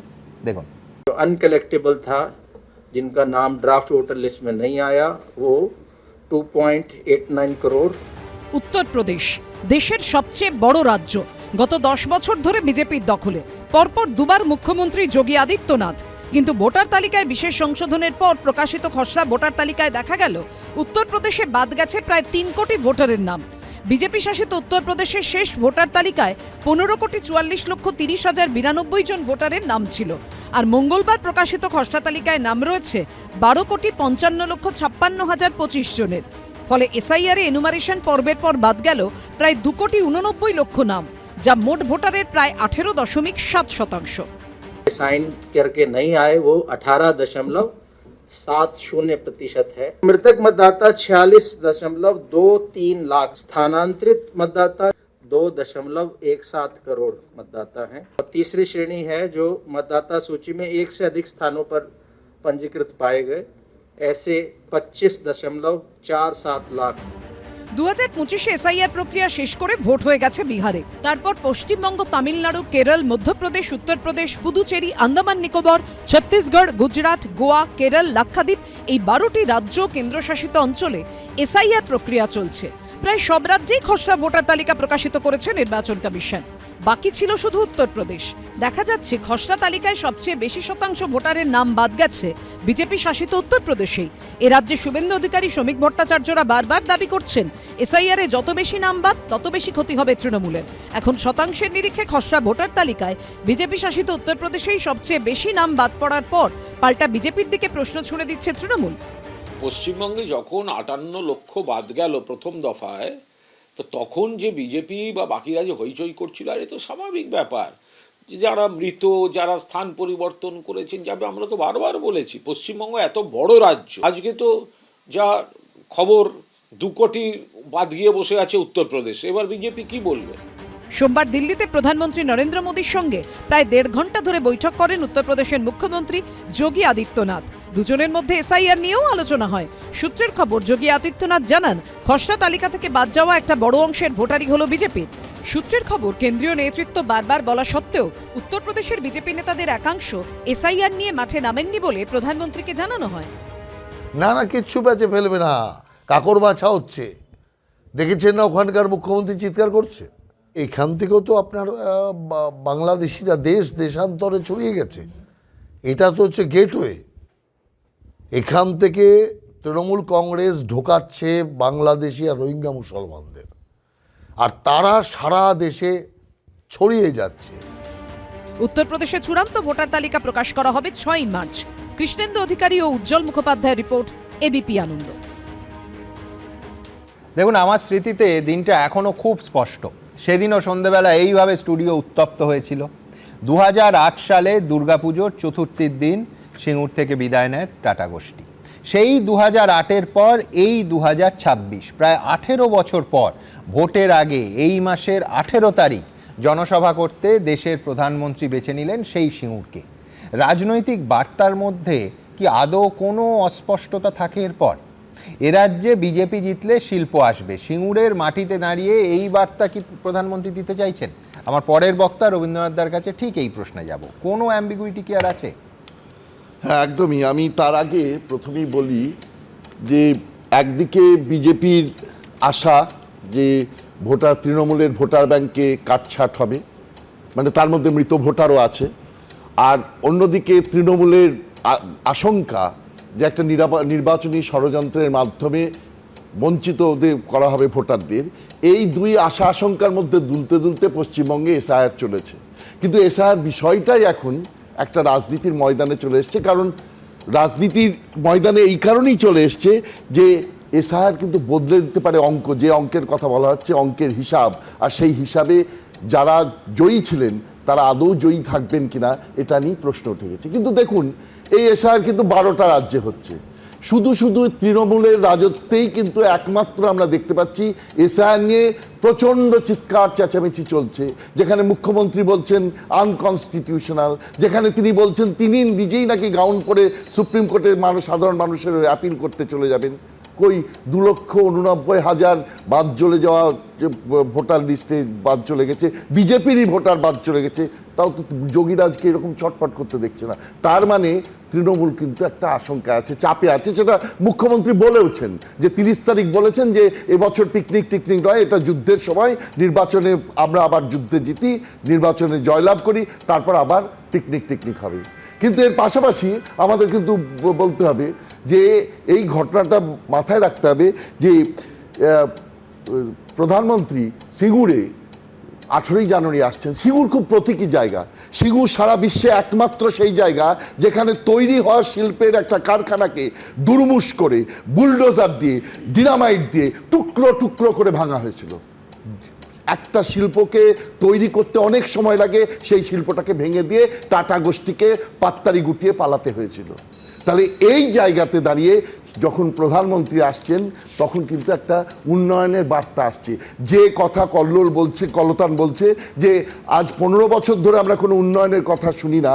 আমার ধারণা 6,688টা কোম্পানি চলে যাওয়া রাজ্যে প্রধানমন্ত্রী আবার এমন কোনো একটা বার্তা দিতে আসছেন যেখানে ওই সিপিএম এর ফেলে যাওয়া যে জুতো, সেই জুতো মানে যেটার আশাতে আমরা বসে আছি যে কেউ সেটা গলাবে, যেটা বুদ্ধদেব ভট্টাচার্য বুঝেছিলেন, যিনি বলেছিলেন শিল্প আমাদের ভিত্তি, কৃষি আমাদের ভিত্তি, শিল্প আমাদের ভবিষ্যৎ। সেই জায়গাতে দাঁড়িয়ে যা পশ্চিমবঙ্গে আবার একটা গুজরাটের মতো শিল্পায়নের চেষ্টা করবেন, যেখানে এখন গোটা 14 বছরে কি দেখেছি আমরা, ওই সার্ভিস সেক্টর মানে একমাত্র পরিষেবার ক্ষেত্র আমাজন, সুইগি, জোম্যাটো, সেই জায়গাগুলোতে স্বল্প মূল্যের মানে পারিশ্রমিকে, স্বল্প পারিশ্রমিক কাজ খুব ভালো, আমি কাজের কথা বলছি না, যে কোনো কাজই ভালো, কিন্তু সেই জায়গাতে তারা কাজ করছে।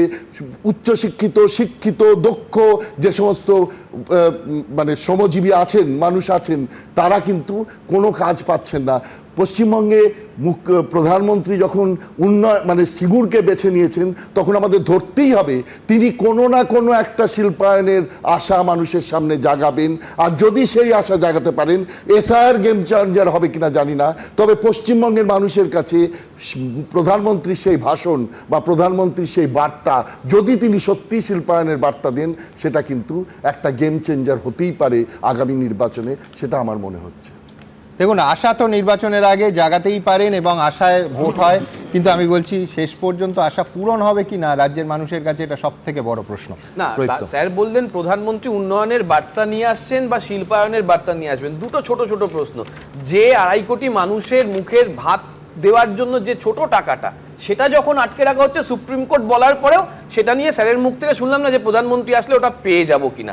আমি জানি না লক্ষ্মী মানে আমাদের যে সরল রেখা মানে রেখাদের এখনো মাথার ছাদ আসেনি, সেই হিসাব দেওয়া আছে, আপনি দেখেন। তাহলে সুপ্রিম কোর্ট কি করে বললো? তাহলে সুপ্রিম কোর্ট কি করে বললো? আপনি কি সুপ্রিম কোর্টের উপরে বলছেন নাকি? আমি জানি না। আপনি বলেন না কোথায় হিসাবটা বাকি আছে, একটা ডকুমেন্ট দেখাবেন, একটা ডকুমেন্ট দেখাবেন। আপনিও তো এখানে ন্যারেটিভ সিট করছেন, তাহলে আপনি আমাকে দেখান একটা ডকুমেন্ট, যে ডকুমেন্ট আমি মুখপাত্র পদ ছেড়ে দেব, যে কেন্দ্রীয় সরকারের তরফে কেন্দ্রীয় সরকারের তরফে হিসাবপত্র দেওয়া হয়নি বলে টাকা আটকে রাখা হয়েছে দিনের পর দিন। আপনি যদি দেখাতে পারেন স্যার, আবার বলছি দেখাতে পারেন, যে কথা উইথড্র তাহলে ওনাকেও করতে হবে, উইথড্র তাহলে ওনাকেও করতে হবে, যে উনি ভুয়ো ন্যারেটিভ করছেন। 2 নম্বর, 6000 কোম্পানি উঠে যাচ্ছে বলছেন যখন, তাহলে মিনিস্ট্রি অফ কর্পোরেট অ্যাফেয়ার্স এর তথ্য যদি তুলে ধরুন যে এখানে লক্ষাধিক কোম্পানি নতুন রেজিস্টার হয়েছে বা অ্যাক্টিভ আছে, সেই তথ্যটা উনি দিয়ে দিন না কেন? সেটা কেন দেবেন না? তার মানে পরিষ্কার ন্যারেটিভ এই দিকে যারা রয়েছে, irrespective of their political colour, weather that is CPM or BJP or Trinamool, তাদের দায়বদ্ধতা আছে দলকে ডিফেন্ড করার, তাদের দায়বদ্ধতা নেই, তারা সেই জন্য শুধু নেগেটিভটা 2025 সালে 440 কোটি টাকার গল্প। আমি শুধু বোঝার চেষ্টা করছি, দেখুন অনেকদিন পর কলকাতা একটা নজিরবিহীন ঠান্ডা পড়েছে এবং জেলার ঠান্ডা আরো বেশি, মানে 9-10 চলে যাচ্ছে। তাতে এই স্টুডিওর উত্তেজনা প্রদীপ্ত এবং যারা দেখছেন দুপক্ষেরই সাহায্য হচ্ছে কিনা, যদি হয় তাহলে আমি খুব ইন্টারফেয়ার করবো, তুমি চালাতে পারো এই ডেসিবেলে আমার আপত্তি নেই। আমি বলছি দেখুন সুমনদা, তাপমাত্রা যেমন ভাবে নামছে, তৃণমূল তার থেকেও বেশি নেমে যাচ্ছে। এটা আমি একটা জোকস করলাম। তো আমি যেটা বলছি, ও ভালো কথা বলেছে, সুপ্রিম কোর্টের ডাইরেকশনের কথা। তো ভাই সুপ্রিম কোর্ট তো 25% দিয়ে দিতে বলেছিল, দাওনি কেন? কেস চলছে এখন, ওটার কেস চলছে, এটাও চলছে না, ওটা চলছে। এবার বলছি 2 কোটির তুমি যে আজকে উইথড্র করার মোডে এই কেসটা কিন্তু কেউ উইথড্র করছে না, জোকস অ্যাপার্ট। কিন্তু সজলকে আমি সজলকে শেষ করতে সময় দেব, কিন্তু তার আগে দেখাবো যে সজলের নেতা, বিরোধী দলনেতা শুভেন্দু অধিকারী এই প্রথম, মানে আমি বলছি সিঙ্গুর নিয়ে বিজেপির ন্যারেটিভটা কি, প্রধানমন্ত্রী কি বলতে চলেছেন আমরা কেউ জানি না, কিন্তু শুভেন্দু অধিকারী এর আগে বলেছিলেন যে রতন টাটা যখন চলে গেলেন, যে তার অবর্তমানে সিঙ্গুরে টাটাকে নিয়ে আসবো, হাতে পায়ে ধরে টাটাকে সিঙ্গুরে ফেরত আনবো। আমি বলছি এই ন্যারেটিভটাকেই কি আরও এগিয়ে নিয়ে যেতে চলেছেন প্রধানমন্ত্রী? আমি জানি না, জল্পনা, কিন্তু বিরোধী দলনেতা কি বলেছিলেন দেখাবো। ভারতীয় জনতা পার্টির পক্ষ থেকে রতন টাটাজির বিদেহী আত্মাকে পশ্চিমবঙ্গের মানুষের পক্ষ থেকে ক্ষমা চাইতে এসেছি। বিজেপি আসবে, আমরা টাটা গোষ্ঠীর হাত পা ধরে বাংলাতে আনবো। মানে এমনি সরকারের আমন্ত্রণে শিল্পগোষ্ঠী আসে, কিন্তু বিরোধী দলের আমন্ত্রণে কি শিল্পগোষ্ঠী আসার চান্স সরকারে আছে? আসার পর বলেছে। আচ্ছা, যেটা উনি বলেছেন সেটা সরকারে আসার পর। দেখুন, মুশকিল হচ্ছে টাটারা কত বড় ব্যবসায়ী, কত বড় শিল্পপতি সেটা বড় কথা নয়। টাটার একটা সম্মান শিল্পপতি জগতে, শিল্প জগতে সারা বিশ্বে সমাদৃত।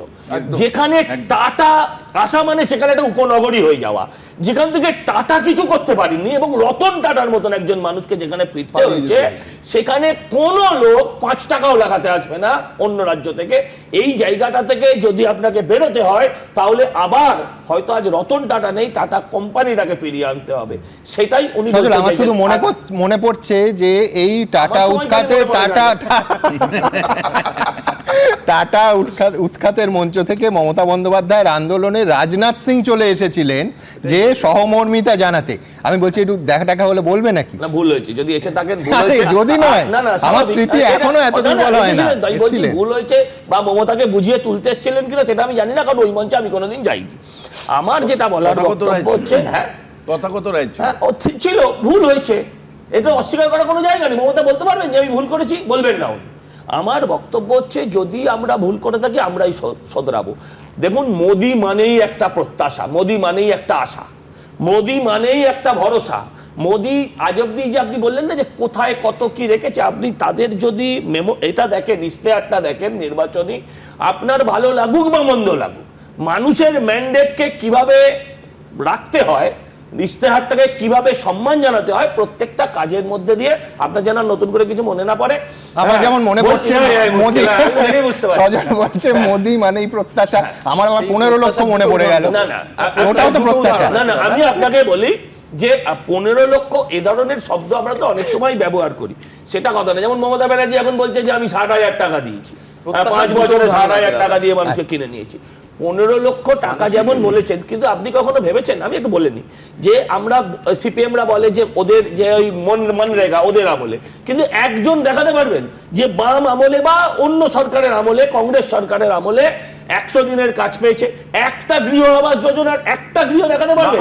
হ্যাঁ বলছি, বলেনি একটা গৃহ।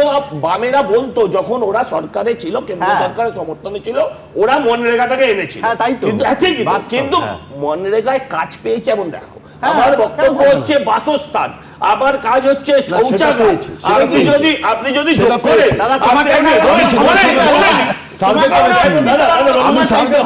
করে দেখেছি তারা কাজ পেয়েছে। বলছি তো, আমি বলছি এই যে 88 কোটি মানুষের এই যে বিনামূল্যে রেশন, আপনি যোগ করুন, দেখবেন 15 লাখ টাকা।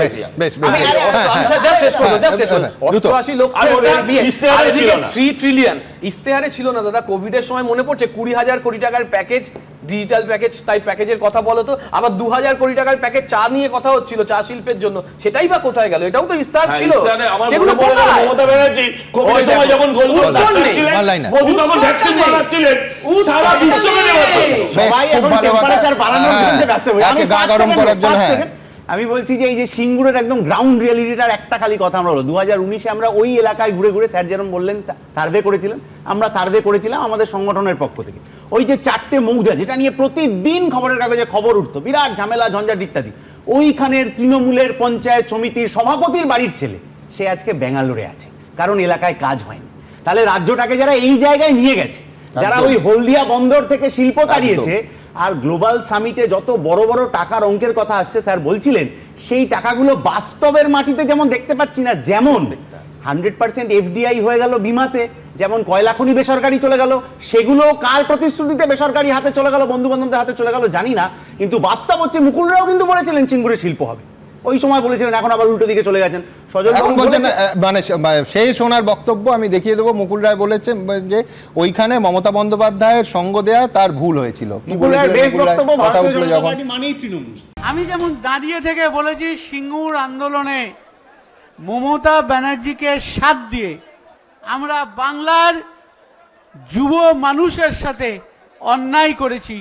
আজকে টাটাকে তাড়িয়ে দেওয়ার ফলে নতুন কোনো কল কারখানা বাংলায় আর হয়নি। সব থেকে দুঃখের কথা কি জানেন, সবারই মনে হচ্ছে বিলম্বিত বোধোদয় হয়েছে। সে যাই হোক, আমি দ্রুত একেবারে সরাসরি আসবো আবার আমাদের মূল অনুষ্ঠানের মূল বিষয়, সেটা হচ্ছে আজকে অভিষেক বন্দ্যোপাধ্যায়ের সভা এবং সেখান থেকে শুধু গতবারের থেকে একটা আসন হলেও বাড়বো নয়, একেবারে টার্গেট সেট করলেন কটা আসনের? 250টা আসনের। দেখুন, মাকে বললাম মা দেখো তোমার যা করণীয় 230 করে দিও। 250 আসনে তৃণমূলকে জেতাতে হবে। 26-এর বিধানসভা নির্বাচনের আগে আসন সংখ্যা নিয়ে নিত্য নতুন চ্যালেঞ্জ, পাল্টা চ্যালেঞ্জে গরমাগরম রাজ্য রাজনীতি। এবার বীরভূমের সভা থেকে 250 আসনের টার্গেট বেঁধে দিলেন অভিষেক বন্দ্যোপাধ্যায়। কালকে দেখলাম কেষ্টদা বলেছে মাকে বলে এসছি 230টা আসন দিতে হবে। আমি তো আজকে 20টা আরো বাড়িয়ে বলবো। 250 আসনে তৃণমূলকে জেতাতে হবে, তাই এদেরকে শুধু হারানো নয়, শূন্য করতে হবে। আগে তো ঠিক করুক কেষ্ট বড় নাকি না কাজল বড়, সেটা আগে ঠিক করুক। অতএব এখন পর্যন্ত এত অপদার্থ নেতৃত্ব যে কেষ্ট কাজলের মধ্যে একটাকে বাঁচতে পারলো না। বড় বড় কথা বলে এত আসন পাবো অত আসন পাবো এই সমস্ত বলে নিজেদের যে ব্যর্থতা সেটাকে ঢেকে কার্যকর্তাদের চাঙ্গা করার কাজ করছে। সোমবার তারাপীঠে পুজো দেন বীরভূমে কোর কমিটির আহ্বায়ক অনুব্রত মণ্ডল। সেখান থেকে 26-এর নির্বাচনে আসন সংখ্যা নিয়ে এই বার্তা দেন তিনি। অভিষেক মমতা ব্যানার্জির নামে পুজো দিলাম মাকে বললাম মা দেখো তোমার যা করণীয় 230 করে দিও। মঙ্গলবার বীরভূমের সভা থেকে অভিষেক বন্দ্যোপাধ্যায়ের মুখে শোনা যায় অনুব্রত মণ্ডলের প্রসঙ্গ। এবার 10 নয় 11-0 তৃণমূলের পক্ষে বীরভূমের মানুষকে করতে হবে। আজকে কথা দিতে হবে এই 3600 বুথ থেকেই বাংলা বিরোধীদের ভোকাট্টা করতে হবে। একটা বুথে যেন এরা মাথা তুলতে না পারে। তৃণমূল কংগ্রেসের আগামী দিন ভোটের সংখ্যা বাড়বে, আসনের সংখ্যা বাড়বে, ভোটের শতাংশ বাড়বে। তৃণমূল কংগ্রেস এবারে 26-এর নির্বাচনে 50 অব্দি যাবে না, অপেক্ষা করুন দেখতে পাবেন, মজায় আগে বলে। আরে ওদের টার্গেটের কোনো দাম আছে নাকি? বলেছিল 2019 সালে অর্জুন সিং যদি জেতে তাহলে ওই নাকি পাঞ্জা কেটে দেবে, হাতের পাঞ্জা দেখিয়ে বলেছিল। দেখেছেন পাঞ্জা কাটা তো দূরে, নখ পর্যন্ত কাটেনি তবে থেকে। সব মিলিয়ে ভোটের আগে থেকেই আসন ঘিরে চ্যালেঞ্জ, পাল্টা চ্যালেঞ্জে পারদ চড়ছে। ভাস্কর মুখোপাধ্যায় রিপোর্ট, এবিপি আনন্দ। দেখুন, ভোট যত আসছে অভিষেক বন্দ্যোপাধ্যায়ের টার্গেট কিন্তু ক্রমশ বাড়ছে। প্রথমে অভিষেক বলছেন, এই নেতাজি ইন্ডোরেও বলেছিলেন যে একটা আসন হলেও গতবারের 213টা আসনের থেকে তৃণমূল বেশি আসন পাবে। আজ বললেন 294টা আসনের মধ্যে তৃণমূল 250টা আসন পাবে। এই গতিতে যদি তৃণমূলের আসন সংখ্যা বাড়তে থাকে তাহলে তৃণমূল এসআইআর নিয়ে এত চিন্তা করছে কেন? এবং তাহলে বলতেই হবে ইতিহাসের পুনরাবৃত্তি। কারণ ওই আবার মনে করিয়ে দেবো 2002 সালে এসআইআরের পর ঠিক যেভাবে বামফ্রন্টের আসন সংখ্যা লোকসভা এবং বিধানসভায় দুটোতেই ওইভাবে বেড়েছিল, সেইভাবে 2026-এ এসআইআরের পরে তৃণমূলের আসন সংখ্যা বাড়তে চলেছে। অভিষেক বন্দ্যোপাধ্যায় যা বলছেন। রাজাগোপাল বাবু কি বলছেন? হ্যাঁ, দেখুন যে 213-র একটা বেশি, তার মানে 214টা। তারপরে কেউ মায়ের কাছে পুজো দিয়ে বললেন মা 230 দাও। আবার উনি মায়ের কাছে পুজো দিতে চাইছেন না, জনগণের কাছে বলছেন না দাও না, দাও তো চাহিদা, মানে দাও তো প্রার্থনা। উনি বলছেন মার যেটা করণীয়, মানে অ্যাসাইনমেন্ট, মাকে দায়িত্ব দিচ্ছে। যাই হোক, এবং অভিষেক দেখা যাচ্ছে যে জনগণকে বলছেন আরো 20টা আমার চাই। আবার আমরা মুখ্যমন্ত্রীকে দেখলাম, উনি ঘোষণা করেছিলেন এবারে কিন্তু যুদ্ধ, এবারে কোনো পিকনিক টিকনিক হবে না, এবার যুদ্ধের লড়াই লড়তে হবে। যদি সেই ধরনের অবস্থা যদি হয়ে থাকে, মানে একটা আতঙ্ক থেকে থাকে, তাহলে সেখান থেকে এই যে নাম্বার বেড়ে যাবার যে ব্যাপারটা বোঝাই যাচ্ছে যে কোথাও একটা ভাবনা। আমরা দেখেছি 2021 সালে অমিত শাহ বলেছিলেন 200 পারের ঘটনা বলেছিলেন, ইসবার 200 পার। হ্যাঁ, ইসবার 200 পার। এবারে 2/3 বলেছেন, 2/3 হলেই 197 দাঁড়ায়। ওই 3টে কমেছে বা কিছুদিন 4টে কমিয়ে দিয়েছে, কিন্তু ওদের সংখ্যাটা বেড়ে যাচ্ছে। এটা বোঝাই যাচ্ছে কোথাও একটা আতঙ্ক বোধহয় কাজ করছে। আমি অঙ্ক নিয়ে আতঙ্ক বরাবর, আমি চিরকালই অঙ্কেতে কাঁচা, তবুও মানে এতক্ষণ বসেছিলাম, সামান্য কিছু অঙ্ক করার চেষ্টা করছিলাম। দেখলাম যে 58 লক্ষ বাদ গেছে, 294টা আমাদের সিট আছে অ্যাসেম্বলিতে। মোটামুটিভাবে 20,000 করে যদি বাদ দেওয়া যায় তাহলে এই 58 লাখে গিয়ে দাঁড়ায়।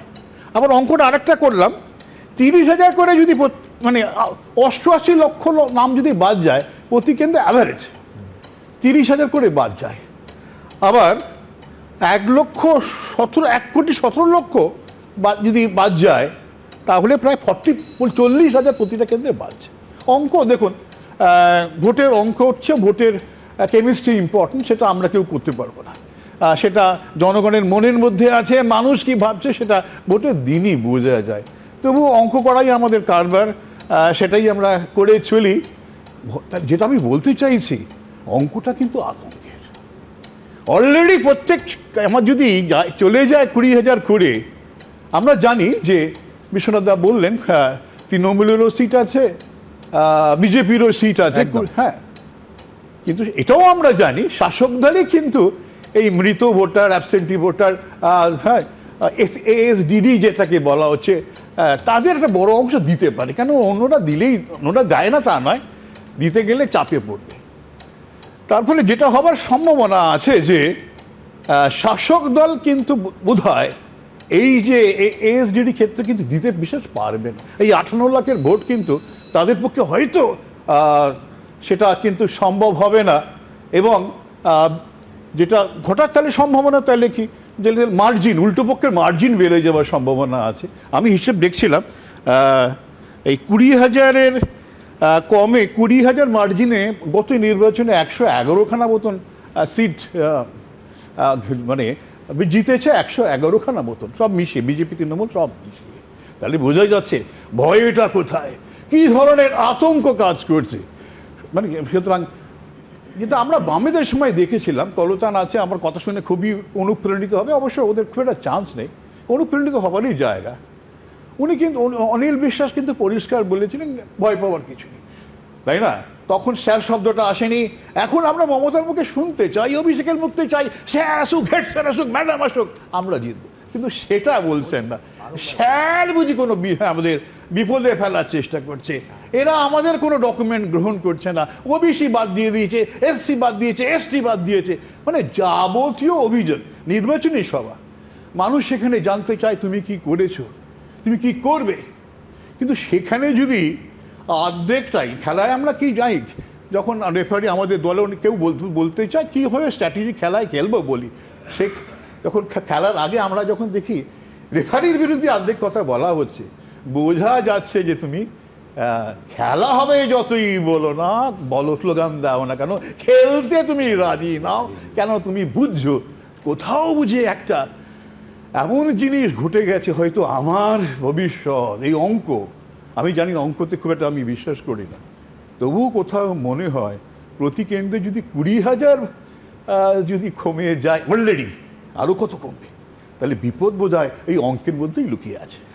2021 সালে দাদা কালিয়াগঞ্জে কত ভোটের নাম বাদ গেছিল আমি জানি না, কিন্তু 2024 সালে যখন, না 2024 সালে বাই ইলেকশন, আমি কথাটা বলছি খুব ক্যাটাগরিক্যালি, 2021 সালে কালিয়াগঞ্জে কত নাম বাদ গেছিল, স্যারেরা অঙ্ক করে, 3 স্যারেরা একটু বুঝে আমাকে একটু সাহায্য করলে ভালো হয়। কিন্তু 2024 সালে 6,000, না আমার অত কষ্ট হয়নি, 2006 সালে, এই 2024 সালে 6,000 নাম বাদ গেছিল।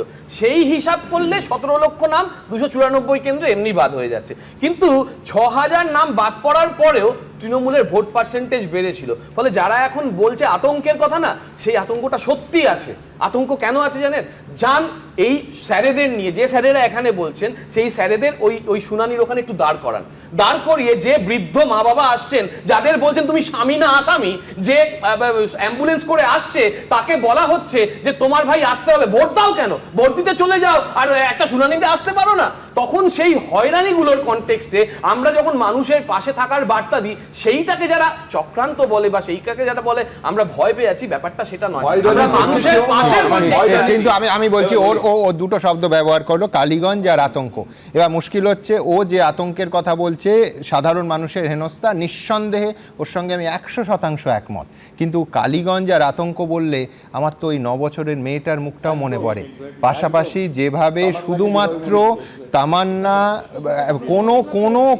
কোনোভাবে নির্বাচনের সঙ্গে সঙ্গে যুক্ত নয়, যার এক সেকেন্ড, যার ভোটাধিকার হতে আরও 9 বছর বাকি ছিল, সেখানে শুধুমাত্র তৃণমূলের বিজয় উৎসব থেকে যখন একটা 9 বছরের মেয়ের মৃত্যু হয়, তখন নিঃসন্দেহে সেইটার সঙ্গে আতঙ্কবোধ আরো বেশি করে চেপে ধরে। দেখুন সুমনদা, ইলেকশন কমিশনের নানা অব্যবস্থা আমরা প্রথম থেকেই আলোচনা সমালোচনা করছি এবং তীব্র সমালোচনা করতে চাই, মানুষের যেখানে কষ্ট আছে। কিন্তু এই অব্যবস্থা, অপরিকল্পনা ইলেকশন কমিশনের সবচেয়ে বেশি রাজনৈতিক সুবিধা পেয়েছে তৃণমূল কংগ্রেস। কারণ তৃণমূল কংগ্রেস এইটাকে কেন্দ্র করে যে রাস্তার রাজনীতি করেছে, সেই রাস্তার রাজনীতির সুযোগটা ইলেকশন কমিশন করে দিয়েছে। কনস্টিটিউশনাল অ্যারেঞ্জমেন্টটা কি? কনস্টিটিউশনাল অ্যারেঞ্জমেন্টটা হলো রাজ্য প্রশাসনের উপর এসআইআর হচ্ছে। এখানে একটি মানুষও শুরুতে একটি মানুষও কিন্তু দিল্লির লোক ছিল না, এমনকি সিও পর্যন্ত মমতা বন্দ্যোপাধ্যায়ের ডেপুটেশনে পাঠিয়েছেন তাকে। ফলে এন্টার প্রশাসনটাই হলো মমতা বন্দ্যোপাধ্যায়ের নিয়ন্ত্রণে। আমাদের এই জায়গা থেকে একটা আশঙ্কা হয় যে আজকে তৃণমূল কংগ্রেস যে রাজনীতিটা করবার সুযোগ পাচ্ছে, সেই স্কোপগুলো, সেই ফাঁকগুলো, সেটা বৃদ্ধ ভোটারদের সংক্রান্ত হতে পারে, সেটা অনেকে হয়রানির শিকার হয়েছেন সেটা হতে পারে, ঠিক মতন ইনফরমেশন না দেওয়া হতে পারে। এই সমস্ত কিছুটার পেছনে রাজ্য প্রশাসনের একাংশ হাত নেই তো, যে তারা রাজনীতির সাথে যুক্ত হয়ে তারা এমন কিছু ফাঁক ফক্কর তৈরি করে রাখছেন যার সুবিধাটা তৃণমূল কংগ্রেস পাচ্ছে, মমতা বন্দ্যোপাধ্যায় পাচ্ছে, অভিষেক বন্দ্যোপাধ্যায় পাচ্ছে। একদম সমান্তরালভাবে এই প্রশ্ন তুলতে হবে যে যাদের জন্য এই অব্যবস্থা বা ব্যবস্থার ফাঁক ফোকরগুলো তৈরি হলো, নির্বাচন কমিশন তাদের সেই আধিকারিকদের কি চিহ্নিত করেছে, তাদের শাস্তি দিতে পেরেছে? প্রশ্নটা উঠবে। আজকে শোনা যাচ্ছে যে একজনের মৃতের তালিকায় ইচ্ছে করে নাম তোলা হয়নি, কেন সেই ভিডিওকে শাস্তি দেওয়া হবে না? একেবারে মানে আমরা চিহ্নিত করে শাস্তি দিতে হবে। এবং আমি আপনাকে বলছি এটা অবশ্যই আপনার সাথে একমত। আবার উল্টো দিকে দেখেন, অভিষেক বন্দ্যোপাধ্যায় র্যাম্পেনে হাঁটাচ্ছেন যে এই জীবিত লোকগুলো মৃত দেখানো হয়েছে। প্রশ্নটা হচ্ছে যে আপনার দলের তো বিএলএ ট্যুর ছিল, তাহলে আপনার দলের বিএলএ ট্যুর কি ভূমিকা নিয়েছিল? নাকি ওই মানে জীবিত লোকটাকে মৃত দেখানো হয়েছে যাতে করে র্যাম্পে হাঁটতে পারে? প্রশ্নটা ছিল যে ইসিআই ইআরওদের বাদ দিয়েই তাদের যে ইআরও যে পোর্টাল, নেট পোর্টাল, সেখান থেকে নাম বাদ দিচ্ছে, সেটা অভিষেক বন্দ্যোপাধ্যায় একই সঙ্গে বলেছেন। ফলে স্যার যেটা বললেন, তাহলে যদি আমাদের এত ওসানিক পাওয়ার থাকে যে আমাদের ইসিআই এর মতন ওসানিক পাওয়ারকে আমরা ওভারটেক করে যাচ্ছি, এটা কারণ আছে, তাহলে সেইখানে আমাদের তো ভাই বুঝতেই হবে যে আমরা কতটা এগিয়ে। আমি সবার কাছে যাব, কিন্তু তার আগে অভিষেক বন্দ্যোপাধ্যায়, দেখুন আমাদের রাজ্যে বেশ গত কয়েক দশকে আপনি যদি দেখেন, চপার পলিটিক্স বলে কোনো শব্দবন্ধ ছিল না, কিন্তু এখন রাজ্য রাজনীতিতে হেলিকপ্টার এবং হেলিকপ্টার ঘিরে চক্রান্তের অভিযোগ এবং তাই নিয়ে রাজনৈতিক চাপানুতর, এটা মোটামুটি নিয়মে হয়ে গেছে এবং তার একটা সিরিয়াসনেসও আছে। কারণ রাজ্যের মুখ্যমন্ত্রী যদি বলেন চক্রান্ত করে তার হেলিকপ্টার উঠতে দেওয়া হয়নি, বা তৃণমূল কংগ্রেসের সর্বভারতীয় সাধারণ সম্পাদক যদি বলেন যে তার হেলিকপ্টার চক্রান্ত করে আজকে ওড়ার ক্ষেত্রে বাধা সৃষ্টি করা হয়েছে, নিঃসন্দেহে রাজনীতির বাজারে অত্যন্ত গুরুত্বপূর্ণ সেই অভিযোগ। আজকে কি হলো দেখাবো। ভোট মানে হেভিওয়েট নেতা নেত্রী মন্ত্রীদের ঘন ঘন হেলিকপ্টারে ওঠানামা, জানি বারবার বিতর্ক দানা বাঁধে। ঠিক যেমন মঙ্গলবার অভিষেক বন্দ্যোপাধ্যায়ের হেলিকপ্টার নিয়েও তৈরি হলো নাটকীয় পরিস্থিতি। আমার হেলিকপ্টারের একটা পারমিশন যেটা সকাল 11টায় দেওয়ার কথা ছিল, এখনো পর্যন্ত সেটা দেয়নি। এইরকম অবস্থা হয়ে গেছে তৃণমূল কংগ্রেস, আর এখন ভাজপা আবার নাটক করছে। মঙ্গলবার বীরভূমের রামপুরহাটে সভা ছিল অভিষেক বন্দ্যোপাধ্যায়।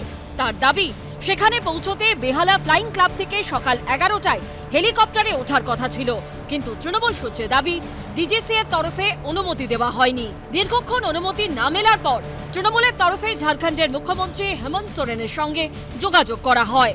শেষমেশ ঝাড়খণ্ড থেকে উড়ে আসে হেমন্ত সোরেনের হেলিকপ্টার। দুপুর 2:10 বেহালা ফ্লাইং ক্লাবে পৌঁছয় অভিষেক বন্দ্যোপাধ্যায়ের কনভয়। হেমন্ত সোরেনের হেলিকপ্টারে চড়েন অভিষেক। দুপুর 2:18 বেহালা ফ্লাইং ক্লাব থেকে ওড়ে হেলিকপ্টার। অভিষেক বন্দ্যোপাধ্যায় তার নিজের হেলিকপ্টারে নয়, হেমন্ত সোরেনের পাঠানো একটা হেলিকপ্টারে তিনি বোলপুর রওনা হলেন।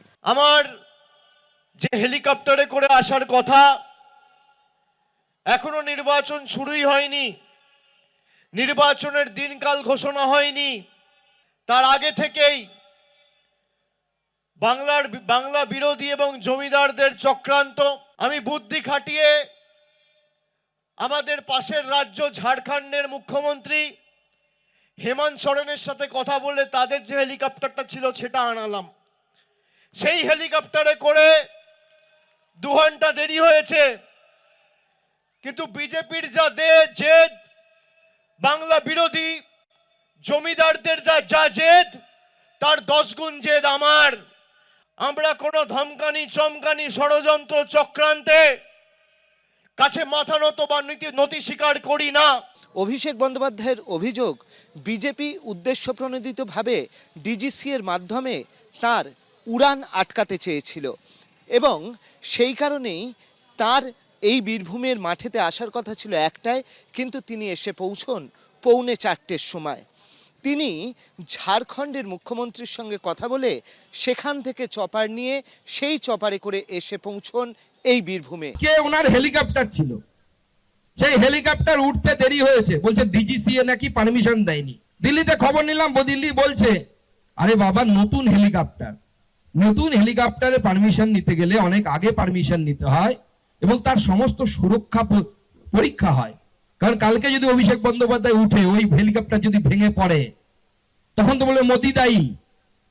তো পরীক্ষা নিয়ে দেরি হয়েছে। অন্য 3টে হেলিকপ্টারের পারমিশন ছিল, তার মধ্যে একটা নিয়ে উড়েছে। 20শে ডিসেম্বর রাজ্যে এসেছিলেন নরেন্দ্র মোদী, কিন্তু খারাপ আবহাওয়ার কারণে তিনি হেলিকপ্টারে করে নদিয়ার তাহিরপুরে পৌঁছতে পারেননি। आज मौसम ने कुछ कठिनाइयां पैदा की हैं और मैं उन नेताओं में नहीं हूं कि मौसम की मुसीबत को भी मैं राजनीति के रंग से रंग दूं। কিন্তু এর আগে 25শে নভেম্বর উত্তর 24 পরগনার বনগাঁয় গিয়েছিলেন মমতা বন্দ্যোপাধ্যায়। সেদিন হেলিকপ্টারের অনুমতি না মেলায় সড়ক পথে গিয়েছিলেন মুখ্যমন্ত্রী। চক্রান্তের অভিযোগ তুলেছিলেন তিনি। আমার এখানে মিটিং এর টাইম দেওয়া ছিল 12:30টায়, হঠাৎ খবর এলো হেলিকপ্টারটা যাবে না। আমি দেখলাম দারুণ মজার খবর, তো ইলেকশনই শুরু হলো না, তার মধ্যে কনফ্রন্টেশন শুরু হয়ে গেল। অভিষেক বন্দ্যোপাধ্যায়ের জন্য নির্ধারিত হেলিকপ্টার সঠিক সময় উঠতে না পারা নিয়ে সূত্রের দাবি, কেআরওয়েল অ্যাভিয়েশন সংস্থার একটি নতুন হেলিকপ্টারে অভিষেক বন্দ্যোপাধ্যায়ের বীরভূমে যাওয়ার কথা ছিল, কিন্তু প্রথমবার কোনো হেলিকপ্টারের ওড়ার ক্ষেত্রে যে নথিপত্রের প্রয়োজন হয় তা সংস্থার কাছে ছিল না, যে কারণে হেলিকপ্টার ওড়ানো যায়নি। কৃষ্ণেন্দু অধিকারী, প্রদীপ ভট্টাচার্য ও পূর্ণেন্দু সিংহের রিপোর্ট, এবিপি আনন্দ। সুমনদা, আপনি আমাকে বলুন, নির্বাচন শুরু হয়নি, এখন হেলিকপ্টার বাজি শুরু হয়ে গেছে। এ কে হরিদাস পাল? শুভেন্দু অধিকারী তো ঠিক কথা বলেছিলেন যে আমি হেলিকপ্টার থেকে প্যারাশুটে নামিনি, এখান থেকে বীরভূম যাচ্ছে, এবার বাজার করতে যাবে হেলিকপ্টার নিয়ে। আমি প্রশ্ন করতে চাই, বললো জমিদারি অ্যাটিটিউড কার? যদি বলেন বললো আমি ভীষণ জেদি। আরে যে তুই শুভেন্দু অধিকারীর কাছ থেকে শিখেছো ভাই, যে তুমি শুভেন্দু অধিকারীর কাছ থেকে শিখেছো। নন্দীগ্রামে, মাফ করে দেবেন, আমার তো অনেক ছোট, নন্দীগ্রামে প্লেন মিস করেছিলেন, কমিটমেন্ট ছিল, সরি উত্তরবঙ্গে প্লেন মিস করেছিলেন, কমিটমেন্ট ছিল নন্দীগ্রামে যাব। পুরোটা রাস্তা উনি রাস্তা দিয়ে এসেছিলেন, বাই রোড এসেছিলেন। আমার প্রশ্ন হচ্ছে, এরা কোন হরিদাস পাল, কোন রাজবংশে জন্মগ্রহণ করেছে, কোন জমিদার বংশে জন্মগ্রহণ করেছে? এই আমি এবিপির কাছে পরবর্তী দিন জানতে চাইবো যে আপনি বলুন কত টাকা খরচা হলো হেলিকপ্টারে, কার টাকা? উত্তরবঙ্গে এরোপ্লেনে যাওয়ার জন্য প্যারাশুটে নামতে হয় না, সেইখানে উত্তরটা দিতে হয়। 12 ঘন্টা জার্নি করে গেছে মমতা বন্দ্যোপাধ্যায়, সেরকম রাস্তায় জার্নি করে গেছেন। আমার একটা ওনার মতন ট্রাভেল কেউ করেনি, সেটা নবজোয়ারে দেখা গেছে এবং সেই নবজোয়ারে দেখার ফলে তোমাদের আজকে একদমই তাই, তোমাদের ভাটা তো পড়েছে সব, তো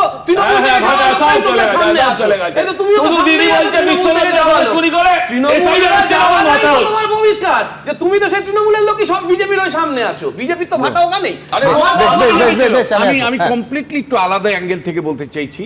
দেখুন, অভিষেক বন্দ্যোপাধ্যায় পশ্চিমবাংলার রাজনীতিতে কর্পোরেট ঢঙের রাজনীতি শুরু করেছেন।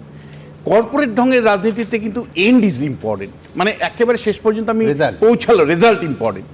অভিষেক বন্দ্যোপাধ্যায় কিন্তু অন্য 5 জন নেতার মতন, নরেন্দ্র মোদীর মতন কিন্তু এখান থেকে ভাষণ দিলেন না, বা মমতার মতন কিন্তু মানে বললেন না যে আমি জনগণের সাথে সংযোগ করতে করতে বনগাঁ গিয়ে পৌঁছেছি।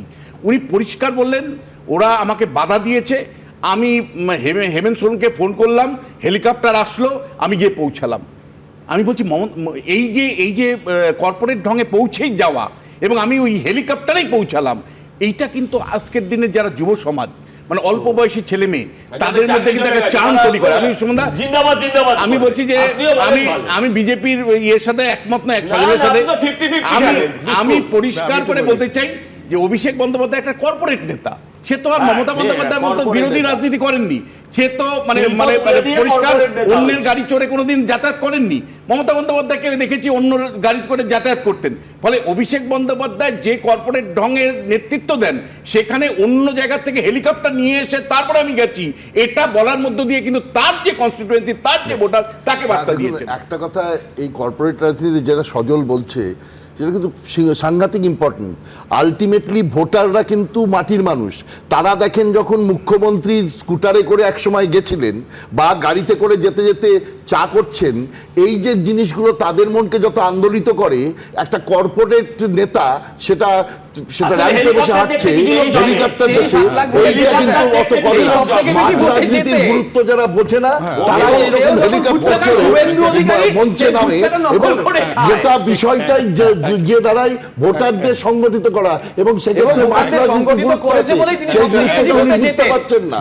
না, একটা কথা খালি বলতে চাই যে একটা সময় যেটা কাজ করেছিল বাংলা রাজনীতিতে, কেন্দ্রের বঞ্চনা, কেন্দ্রের বঞ্চনাটাকে আবার ফিরিয়ে আনা। ওরা মনে করছে একসময় যে জিনিস কাজ করছে এখনও কাজ করুক, তবে হেলিকপ্টার দেখতে যে লোকের আগ্রহ আছে, এটা কিন্তু বিহার ইলেকশন বুঝিয়ে দিয়েছে। মানে প্রত্যেক নেতাই কিন্তু মানে যতই হোক না কেন, ওয়েসিকে দেখতে যেত, ওয়েসি মানে যেভাবে হেলিকপ্টার নিয়ে নেমেছে, লালুর বড় ছেলে, মেজো ছেলে, সব হেলিকপ্টার নিয়ে সেখানে হারিয়ে হয়েছে। হেলিকপ্টারে কিন্তু মানুষ কোনোদিন দেখেনি অত। মানে লালু পুত্র তেজ প্রতাপ মানে সর্বত্র হেলিকপ্টার নিয়ে গেছে। আমি বলছি, আমার প্রশ্নটা আরো বৃহত্তর, সেটা হচ্ছে তাহলে পশ্চিমবঙ্গের রাজনীতিও কি পাল্টাচ্ছে? দেখুন, আপনারা প্রত্যেকে জানেন কিছু প্রশ্ন নিয়ে আমরা Facebook, YouTube, x, Insta, thread সব জায়গায় কিছু প্রশ্ন ছুঁড়ে দিই। কত শতাংশ মানুষ কি বলছেন আমি দ্রুত একবার দেখে নেব। প্রশ্ন ছিল যে জীবিতদের মৃত দেখাচ্ছে, বিজেপির আইটি সেলকে দিয়ে অ্যাপ করেছে, ফের এসআইআর নিয়ে নির্বাচন কমিশনকে আক্রমণ করেছেন মমতা বন্দ্যোপাধ্যায়। তৃণমূলের এই অভিযোগে কি সারবত্তা আছে? 29% মানুষ বলছেন অবশ্যই সারবত্তা আছে, 65% মানুষ তা মানতে চাননি, বলতে চাননি 6%। পরের বক্তব্য ছিল যে 250 আসনে তৃণমূলকে জেতাতে হবে। বীরভূমে দাঁড়িয়ে ডাক দিলেন অভিষেক বন্দ্যোপাধ্যায়। তার টার্গেট কি সফল হবে? সফল হবে এমনটা মনে করছেন 10%, 89% মানুষ সেটা মানতে চাননি, 1% মানুষ মুখ খুলতে চাননি। কত দফায় পশ্চিমবঙ্গে বিধানসভা ভোট হওয়া উচিত? অত্যন্ত গুরুত্বপূর্ণ।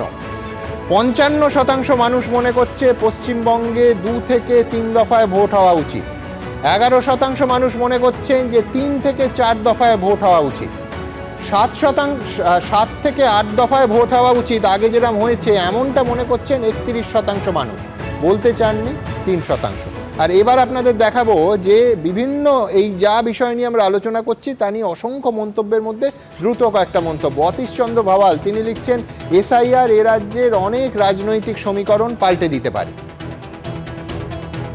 কৌশিক সরকার লিখছেন, বাদ যাওয়া ভোট যাদের বাক্সে যেত তাদের কপালে এবার চিন্তার ভাঁজ পড়বে।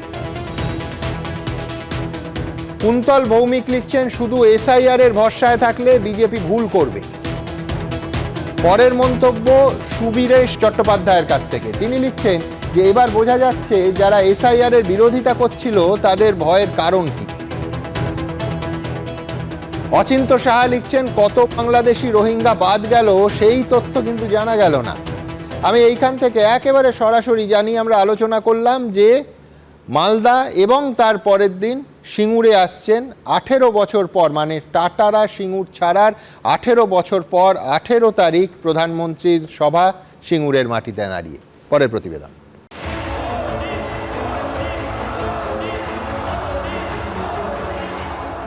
বিধানসভা ভোটের এখনো দিনক্ষণ ঘোষণা হয়নি, কিন্তু তার আগে পশ্চিমবঙ্গে কার্যত প্রচারে ঝড় তুলেছেন নরেন্দ্র মোদী।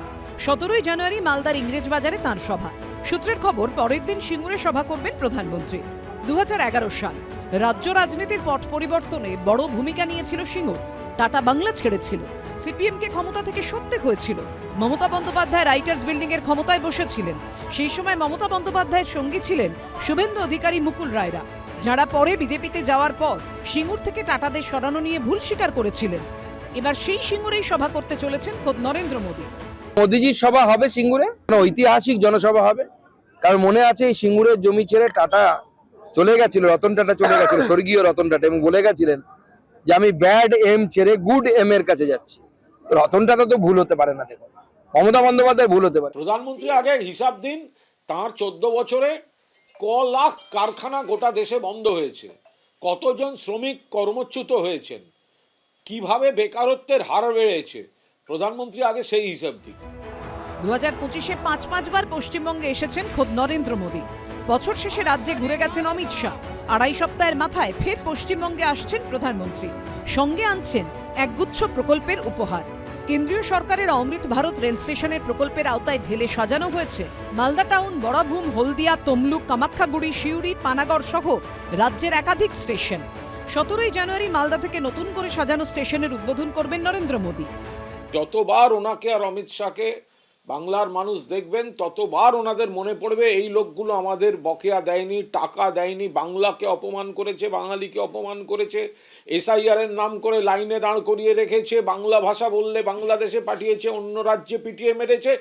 ফলে একটা ভোটও বিজেপির কাছে আসবে না।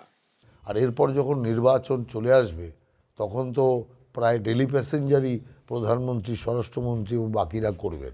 কারণ এইবার পশ্চিমবঙ্গ তৃণমূল মুক্ত হবেই হবে। আর সেই প্রতিজ্ঞা নিয়ে কেন্দ্র এবং রাজ্যের সমস্ত নেতা একযোগে কাজ করছে। পুরো পশ্চিমবাংলার কার্যকর্তারা একযোগে কাজ করছে এবং এই কেন্দ্রের বিভিন্ন নেতা আর বিশেষ করে প্রধানমন্ত্রীর এখানে আগমনে বিজেপির পক্ষে একটা আলাদা লাভ বা পালে একটা আলাদা হাওয়া অবশ্যই লাগছে। বিধানসভা ভোটের মুখে দেশের প্রথম বন্দে ভারত স্লিপার ট্রেন পাচ্ছে পশ্চিমবঙ্গ। 17ই জানুয়ারি মালদার সভা থেকে হাওড়া গুয়াহাটি বন্দে ভারত স্লিপার ট্রেনের উদ্বোধন করবেন নরেন্দ্র মোদী। পাশাপাশি বীরভূম থেকে পুরুলিয়ার বরাভূম পর্যন্ত একটি লোকাল ট্রেনও উদ্বোধন করবেন তিনি। দীপক ঘোষ, কৃষ্ণেন্দু অধিকারী ও সৌরভ বন্দ্যোপাধ্যায়ের রিপোর্ট, এবিপি আনন্দ। দেখুন, আজ স্টুডিওতে এত উত্তেজনা ছড়ালো। এবার আমার পরের প্রতিবেদন কিন্তু হালকা চালে বলা একটা কথা নিয়ে। এর আগে বিধায়ক হয়েছেন, সাংসদ হয়েছেন, এবার হালকা চালে মন্ত্রী হওয়ার ইচ্ছে প্রকাশ করলেন দিলীপ ঘোষ। বললেন নিশ্চয়ই মন্ত্রী হব, মন্ত্রী তো হতেই হবে, নয়তো আপনাদের সুবিধে দেব কি করে। কি বললেন দিলীপ ঘোষ, দেখাবো। মন্ত্রী তো হতেই হবে, নাহলে আপনাদেরকে সুবিধা দেব কি করে। মন্ত্রী হতে চাইছেন দিলীপ ঘোষ। এখনো পর্যন্ত বিজেপির পশ্চিমবঙ্গের সবচেয়ে সফল রাজ্য সভাপতি, কিন্তু এখনো না সাংসদ না বিধায়ক। বিধানসভা ভোটে কোথা থেকে দাঁড়াবেন তা নিয়েও জোর জল্পনা। অমিত শাহর বৈঠকের পর দিলীপ ঘোষের প্রত্যাবর্তনে তার অনুগামীরা বেজায় খুশি হলেও নানা মহল থেকে কটাক্ষও ধেয়ে আসছে। এই আবহেই মঙ্গলবার রানাঘাটের সভামঞ্চ থেকে দিলীপ ঘোষ যে দাবি করলেন তা নিয়ে চর্চা শুরু হয়ে গেছে। কোনো রাগঢাক না করেই বিজেপির রাজ্য সভাপতি শ্রমিক ভট্টাচার্যের পাশে দাঁড়িয়ে মন্ত্রী হওয়ার ইচ্ছে প্রকাশ করলেন তিনি। পরিবর্তন তো এমনিতেই হবে, পরিবর্তনের যুগের নিয়ম, কিন্তু আমরা একটু তাড়াতাড়ি চাইছি। আপনারা অনেকে বলতে পারেন হ্যাঁ আপনাদের বোধহয় আর বাইরে থাকতে ভালো লাগছে না, মন্ত্রী হতে চাইছেন। নিশ্চয়ই মন্ত্রী হব, মন্ত্রী তো হতেই হবে, নাহলে আপনাদেরকে সুবিধা দেবো কি করে। গরিব মানুষের জীবনের পরিবর্তন কি করে করবে। পশ্চিমবাংলায় বিজেপি সরকার না হলে নরেন্দ্র মোদী যে গরিব কল্যাণ যোজনার সমস্ত সামগ্রী পাঠাচ্ছেন এখানকার গরিব মানুষের জীবন পরিবর্তনের জন্য, সেটা আপনাকে পৌঁছবে কি করে। 2016 বিধানসভা নির্বাচনে জিতে খড়গপুর সদরের বিধায়ক হয়েছিলেন দিলীপ ঘোষ। বিধায়ক থাকতে থাকতেই 2019-এর লোকসভা ভোটে জিতে মেদিনীপুর থেকে সাংসদ হন। তৃণমূল জমানায় তার মন্ত্রী হওয়ার কোনো সুযোগ ছিল না, কিন্তু মোদী সরকারের আমলে সাংসদ হওয়ায় কেন্দ্রীয় মন্ত্রী হওয়ার সুযোগ ছিল, কিন্তু দিলীপ ঘোষকে তা করা হয়নি। এবার কি বিধানসভা ভোটে দিলীপ ঘোষের প্রার্থী হওয়া পাকা? হলে কোথা থেকে হবেন? দল জিতলে মন্ত্রী হওয়াও কি পাকা হয়ে গেছে? রাজ্যে কবে বিজেপি জিতবে, মাসির কবে গোঁফলে মেশো হবে, দিলীপ ঘোষ ততদিনের জন্য বসে থাকবে, কি করে হবে? দিলীপ ঘোষ তো সাংসদ ছিলেন। দিলীপ ঘোষের যদি মন্ত্রী হওয়ার ইচ্ছা হয়, দিলীপ ঘোষ তো সাংসদ ছিলেন, কেন্দ্রীয় সরকার মন্ত্রী করেনি। দিলীপ ঘোষের অনিচ্ছা সত্ত্বেও 2024-এর লোকসভা ভোটে দল তাকে জেতা আসন মেদিনীপুরের বদলে বর্ধমান দুর্গাপুর থেকে টিকিট দিয়েছিল, কিন্তু তৃণমূলের কীর্তি আজাদের কাছে তাকে হেরে যেতে হয়। এবার বিধানসভা ভোটে কোন আসন দিলীপ ঘোষের পছন্দ? আপনার পছন্দের কেন্দ্র?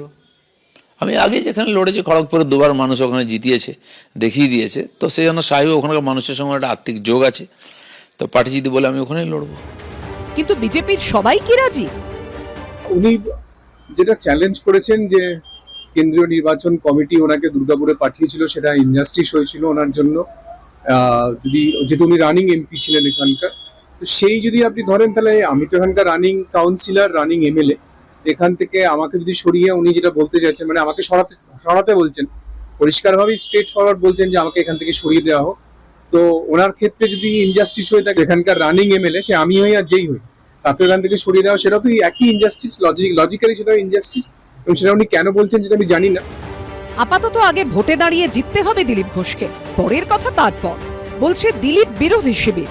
সুজিত মণ্ডল ও কৃষ্ণেন্দু অধিকারীর রিপোর্ট, এবিপি আনন্দ।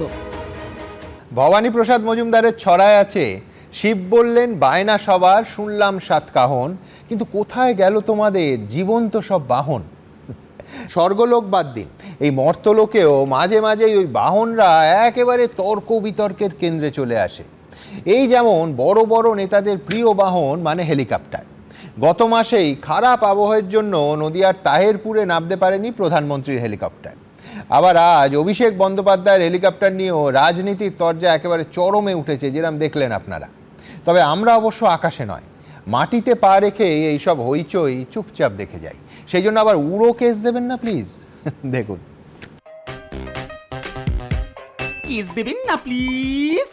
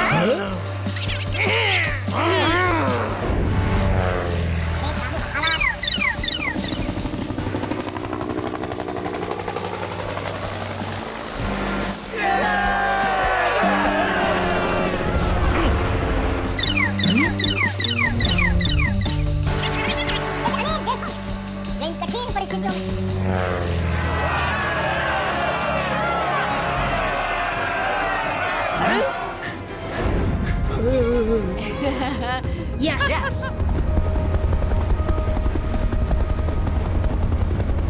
আবার আসিব ফিরে মতুয়া ভূমির তীরে, এই নদিয়ায় কুয়াশার বুকে ভেসে, অবশেষে একদিন আসিবই মতুয়া ছায়ায়।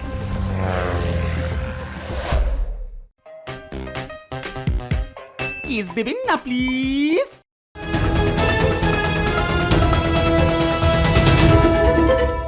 এবিপি আনন্দ, এগিয়ে থাকে, এগিয়ে রাখে।